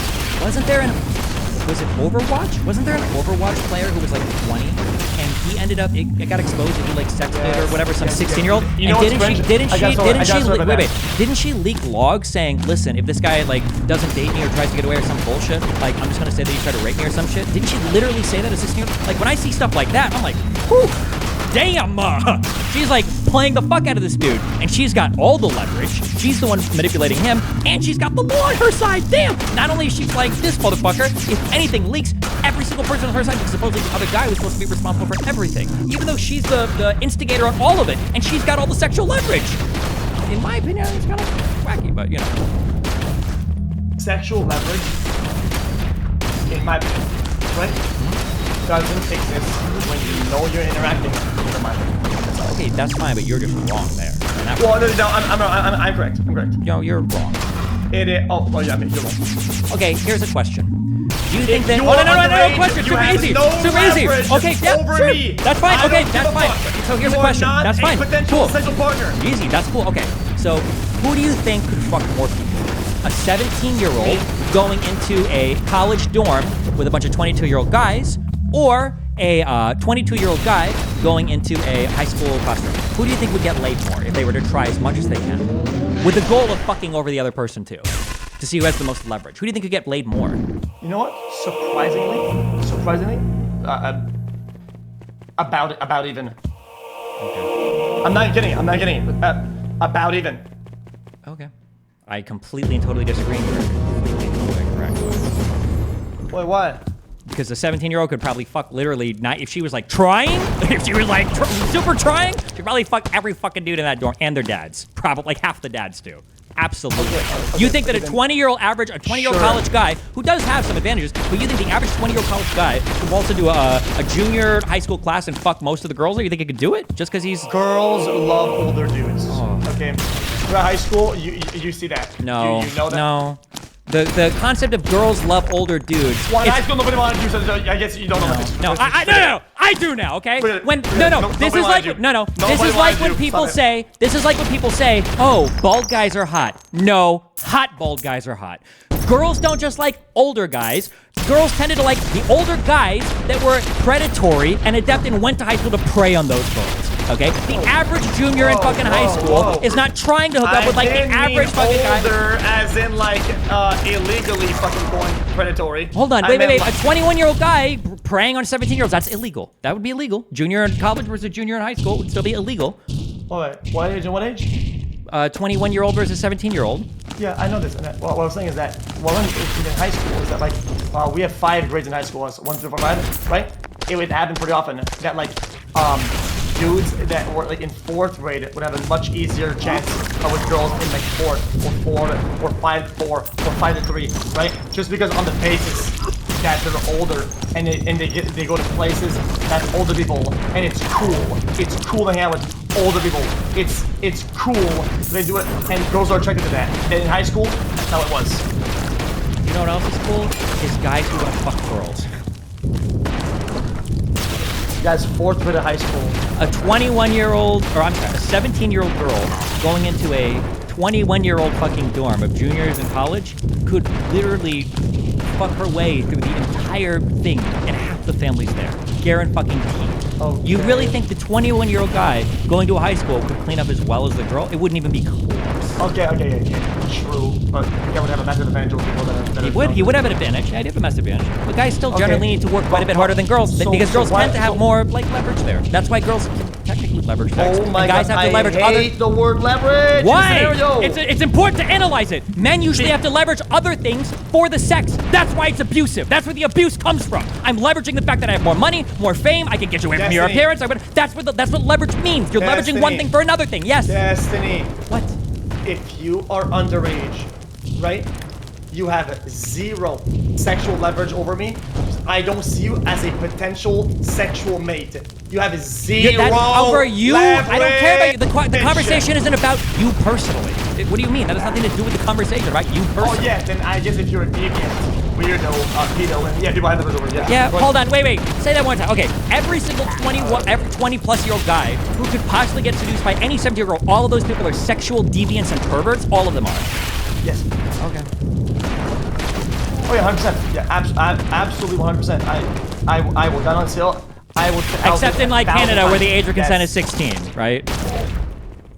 Or do you think it's still even when it's legal, those guys are sexual deviants and perverts? Or I go to Japan and 13. I want to go to China and something. Why going to? Bro, you sound like some fucking like redneck fucking like Wheatfield dumb fucking moron. No, Shut up, it's just Destiny. the cringiest virtue signal You know ever. better. It's like, you know better. 2017. Oh, that's You're a loser. he's a fucking You're a deviant. loser. Oh, you're like the You're guys a on Reddit who are like, fucking loser. I'm 20 years old. I couldn't even imagine finding a girl who's 19 and a half sexy. Absolutely. When I turned 22, the only people that I had eyes for were the ones with the horizontal IDs. This girl approached me and I was like, oh my God, I'm 22. You look like you're 20 years old. I could never anymore, honey. I'm so sorry. I just don't. Bullshit, bro. This is the biggest virtue signal cope I've ever heard in my life. Man, the mental gymnastics that you guys have to go through in order to commit crimes is ridiculous. Well, not commit crimes, because remember, you said in places where it's legal, they would still be deviant predators. Then morally deviant behaviors. Then, like, it's crazy. You have to go through. Well, I was thinking about this in this place, and you have to do all that, bro. It's not Who's that saying hard anything? You're the not one going to through the get mental deviant. gymnastics. Here, I'll tell you how the mind of the guy works. He's 20, he's out, he's 70, you go, oh shit, she got nice boobs, nice tits. Oh fuck, she's cute. I want to fuck her. That's it. But in your mind, you're like, oh well, at 20, when I'm talking to the 17-year-old, what I actually realize is I have these psychosexual leverages that I might be exhibiting, even in ways that are unintentional to me. The body language that I'm using might convey a ninjutsu that's going to seduce this poor woman who has absolutely no idea what's fucking happening, and I need to resist. Oh wait, I'm sorry, she's 18. It's fine. Whew, close call. So you know what I do, Destiny? I date in my age bracket. No, not age bracket. Don't say that because in Canada, or no, I'm sorry, in a 19 and a 17-year-old these aren't in the same age bracket for you, right? Or is age bracket to 1 year? You even said an 18 and a 17-year-old wouldn't be okay. I date my age bracket. What is age bracket? How many years? How many years is the bracket? I don't partake in deviancy. Wait, dude. how many years? Okay, how many years is the bracket? What does a bracket mean? Dude, I date my age bracket. What does that mean? What is a bracket? Bro, it's personal biases. It's what you do. No, I'm just asking though. What does a bracket mean? Wait. At the age I am at right now, I like to be in a 3-year upper down. Okay. But when you were younger, it shrinks or grows, or? Absolutely 100%. Okay. So when you're 18, the bracket is 6 months. Humans have to evolve and adapt. Humans have to get new sets of data and have a new decision. No.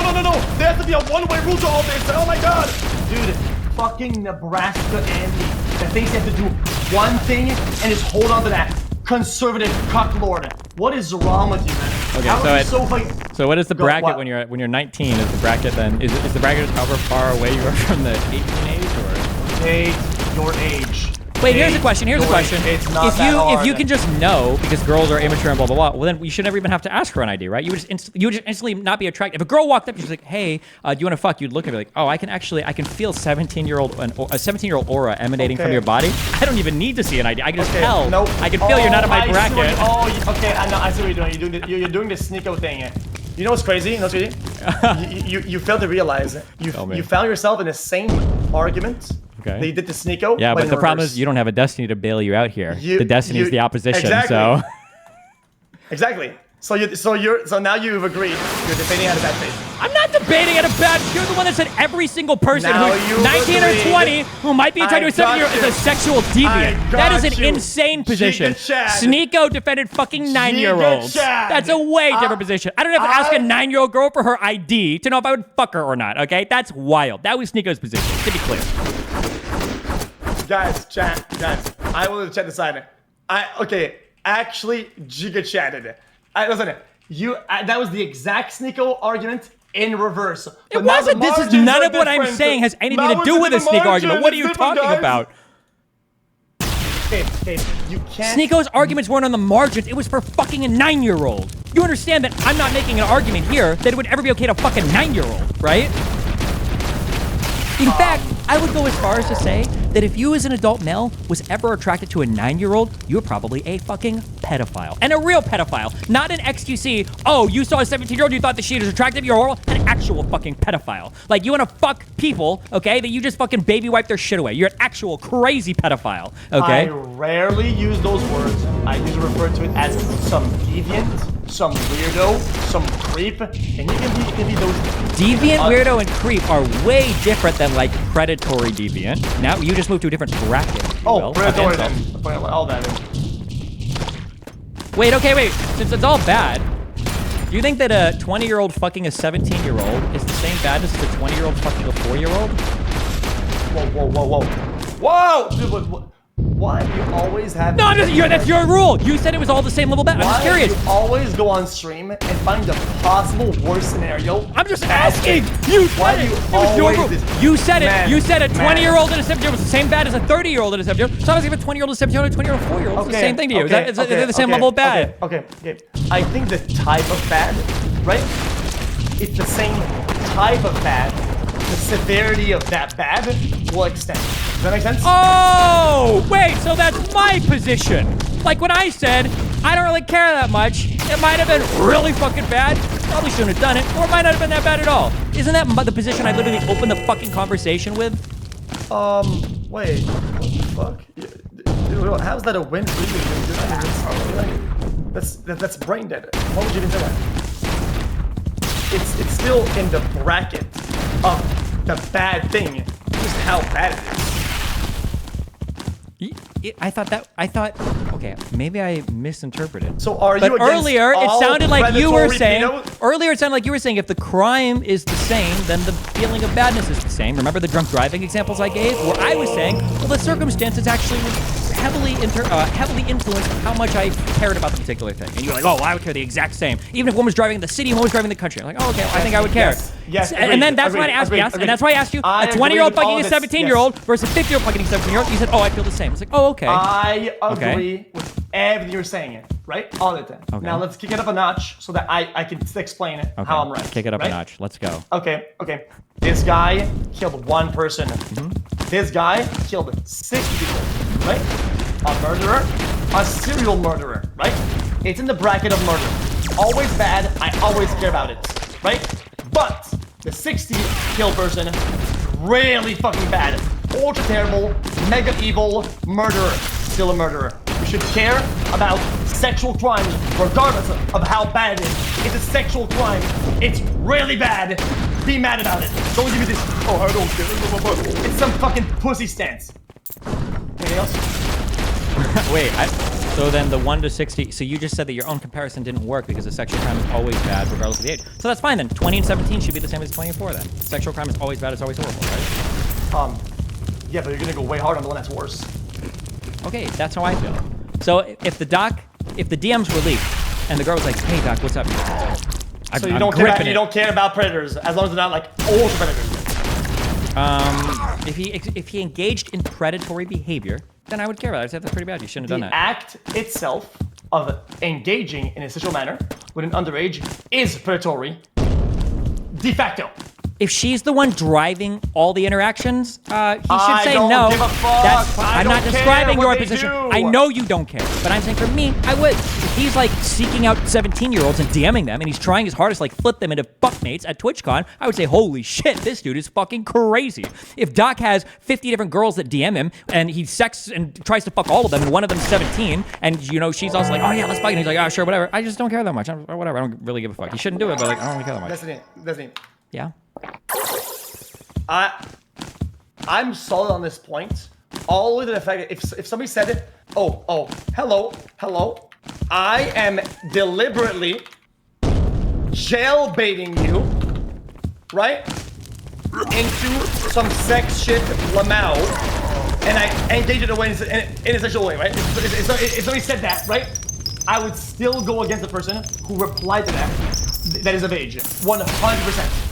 It is not up to the underage person to fucking know to like do the correct things. It is the moral obligation and legal obligation of the person of age not to reply and engage in sexual conversations that are not of age. Sure, if that's the case, if that's your position, that the 17-year just doesn't know any of this, you can't. I think all minor sex is unethical, including between themselves, and they should all be punished as such. If they're so fucking retarded that a 17-year-old doesn't know that it's a bad idea to DM a 35-year-old trying to fuck, if they're that fucking retarded, they shouldn't be fucking 17-year-olds. If anything, it might even be a worse idea to fuck the 17-year-old because the 17-year-old's gonna be fucking retarded too. So I think it's all wrong in that case. If that's your position, then your stance should be all minors shouldn't be allowed to fuck each other. It should all be illegal, in my opinion. Disagree. If you're both dumb, it makes sense that some dumb shit's gonna happen between dumb people, right? No, that doesn't make sense at all, actually. No, I don't think so. I don't think we would think this way about any other type of crime ever. I don't think we would ever apply this ever. So you don't think that we're more lenient when we do like these crimes like 15 and actually like a massive like gun robbery? Do you think that they get a more lenient sentence or more lenient kind of view, whether they're like 15 or 14? No, I think they do. Yeah, they do get a more lenient sentence. Yes, they do. Okay, that's cool. You understand that when you say more lenient sentence, you're still implying they committed a crime? Now, let me ask you, do you think that if somebody commits an armed robbery, but they were only 15, do you think that it becomes okay? What if they only robbed a 15-year-old? Is that fine now? If a 15-year-old commits armed robbery, we don't call it not a crime because they're 15. And we wouldn't call it not a crime because they only robbed a 15-year-old. We would say, oh, well, they're a minor, so we'll charge them less. But they would still be charged. That action is a crime, right? But the action of having sex with your own age when you're not of age is not a crime. Yeah, but it should be. You're too fucking retarded to find out. We're going to the fucking life should be like this. Okay, Hassan, I got you, man. I think everyone should have a general income and never have to go to work and live in a peaceful world, and everybody should be happy and smile all the time. Guys, Hassan's Biden will W. Like, what are you talking about? Yeah, some utopia, sure, whatever, utopia. Yeah, I guess you're right. What utopia? We're arguing. I'm saying that I believe that your moral position, I think, would commit you to saying that all minors having sex is unethical, even if they're fucking each other. Well, it doesn't. Checkmate. Giga Chad. It doesn't. Checkmate. That's it. It doesn't. N-O. No. Here's a question. If you made a sex club where people could go in and fuck, but it was restricted to only minors, is that an ethical sex club in XQC's world? Because everybody in there is guaranteed to be underage? You'd be okay with that, right? No. You'd be okay with that, right? You have to be. Because they're all 17 and younger, so why would that be wrong? Wait, absolutely not. Wait, what? Wait, why not? Because I should know better not to do this as somebody who is of age. It's my responsibility not to do this shit, moron. What? Not to do what? Not to facilitate sex between minors?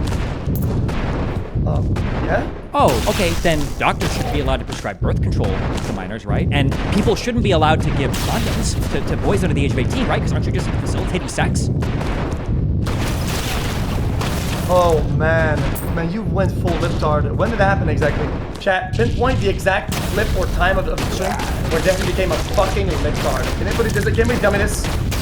pinpoint the exact time, I'll build a time machine and we're gonna get Destiny back. Okay, chat, I got you, bro. Destiny fell off. I got you guys. 2004. It's gotta be like 2 or 3 years ago. That was the stupidest shit I've ever heard in my life. I think that if you poked your shoulder right now, your entire arm would fall off because you just got cooked so fucking hard. Your corpse is charred. Okay, then here's my actual rebuttal then. Okay. Preparing for a possible inevitability or possible symptom of a problem. Preparing for people not to suffer through dumb shit isn't facilitating it.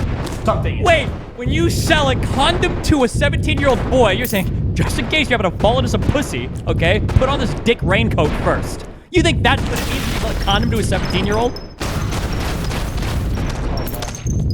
Okay, then don't put nets at the bridge, right? Let people jump and kill themselves. Wait a second. Oh, I'm gonna try your strategy. Hold on. Oh boy, Yeah. guys. There shouldn't be any nets When did we at lose the bridge XQC? for When did we jumpers. lose XQC Remove them, to the let retard them factory, jump. guys? Oh boy, what's happening? Let them jump. Let them jump. If people try to commit suicide, XQC, do you think that we just like let them walk free afterwards? I'm curious. Let's say you have the net. Somebody jumps here to kill himself. Do you think that people sit in the net and they're like, shit, fuck me, and they're like, huh, well, see you tomorrow. See you tomorrow, Jake. You don't think those people are interned or Bradyacted? You don't think those people get forcibly fucking committed to institutions? What do you think happens to those people? Yes. Yes. The same way. That I am sure, right? That a young person with enough people around them and caring parents, if they were to have, let's say, something that were to happen, they would probably guide them, give them therapy, and make sure that they're okay. Yes, it's the exact same. Yes, true. But we're not talking about giving somebody a net, okay? We're talking about giving somebody, okay, a jumping pad to jump off the bridge. We don't give condoms to little kids in case they happen to trip into some underage pussy. We give them to little kids so that they can go and seek out the underage pussy. That's why they buy condoms. They buy condoms because they know they're gonna fuck. Not on the off chance that it happens to them. Brain dead day. Well, that's... You want to watch brain dead? Tell me why. Right? Yeah. Let's say... I'm gonna point this out again, and I might sound crazy. Okay. Let's say that somebody were to, like, assault me, right? Yep. I would like to remove the possibility of having an STD from that. Even though it's a whole terrible scenario overall, right? Right? Having an STD is much worse. Combined, it's like it makes the whole thing worse. Yes? Okay. Do you agree with that? Yeah. So, do you agree then that the condom isn't the facilitator then? It's more of a... just kind of protects you from the negative consequences of the act, right? Yeah. Oh, okay. So then if I buy a bulletproof vest and somebody shoots me, as long as the bulletproof vest protects me, it's okay for the guy to shoot me as much as he wants? There's no I didn't say it was okay. I didn't say it was okay. Oh, so then you do think minors should be prosecuted for rape if they have sex with other minors? Yo, the condom is a net win regardless. Why not? Why shouldn't you have that? You're making it sound like the condom is protecting you from somebody committing a crime against you, like something protecting you from assault. Except in this case, you're willing to excuse the crime. And you say, oh, it's okay that they're fucking each other. What the fuck? No, it's to prevent further harm and more harm if it can be prevented. It's like, if somebody's gonna punch me, or somebody's gonna throw a rock at me, right? If I had a helmet near my back, it'd be cool to have a helmet. So I could maybe, yeah, right? But in those So there's cases less where somebody damage. throws a rock at you or attacks you, they're committing a crime. Okay, that's not... I don't give a fuck at that point. I just care more about me not being physically harmed than the legality of them being punished. Like, as a person, you care more about your physical well-being rather than them being punished. It's a prioritized thing. Do you agree? Sure, but then in that case, what's wrong with the sex club for 17-year-olds? You're facilitating people to have sex under your adult supervision. It's deviant, weird, illegal, probably illegal. Yeah, but like, maybe the club is a place that provides condoms to birth control. They're actually protecting them. Like when parents are like, oh, if you guys are gonna drink, at least drink at my house. You can have like the sex club for minors. Oh, if you guys are gonna fuck, at least fuck in the 17 and under section. Oh man, Brendan. A potential thing happening as like that's a bad thing, and you facilitating is completely different. It's completely different. What? I don't understand what you think is happening. When you sell a kid a condom, what do you think he's gonna do with it? What do you think he buys the condom for? To make a balloon out of it? To do whippets? He's buying the condom to go fuck somebody. You're facilitating the sex to some extent. Destiny. You had a condom probably in your wallet between age 16 to 30, but you never fucked a singular time in between those ages. Right? Do we agree with that or not? I'm 35 years old. My son is 13, but sure, let's go with that. Immaculate conception. Yeah. You got lucky. You probably came in the bathroom and somebody took a bath. True. Yeah, on the toilet. Yeah, okay, go ahead. Right? Yes. You understand my point or not? No. You've been strawmanning me. I'm gonna strawman it. Wait, hold on. So just checking. You think that like a nerdy 16-year-old kid goes to the store and buys a condom just in case? Do you think this happens? What? Wait, hold on. Why do you say what? What does that mean? You just said, so if you hold a condom, the joke that you just made was, oh, well, if you're too nerdy to have sex from 16 to 30, you might kind of hold it on anyways. And then I said, oh, so do you think like a random nerdy, or do you think I was a Chad at 16? Hold on, wait, let me start. Do you think I was a Chad, or do you think I was a nerd at 16? Which one? Okay, I'll help you in. I'm a little bit more nerdy. That was funny though, okay? Okay, yeah, I was nerdy. Okay, do you think that a nerdy 16-year-old goes into a pharmacy and buys condoms just in case, on the off chance that he fucks somebody?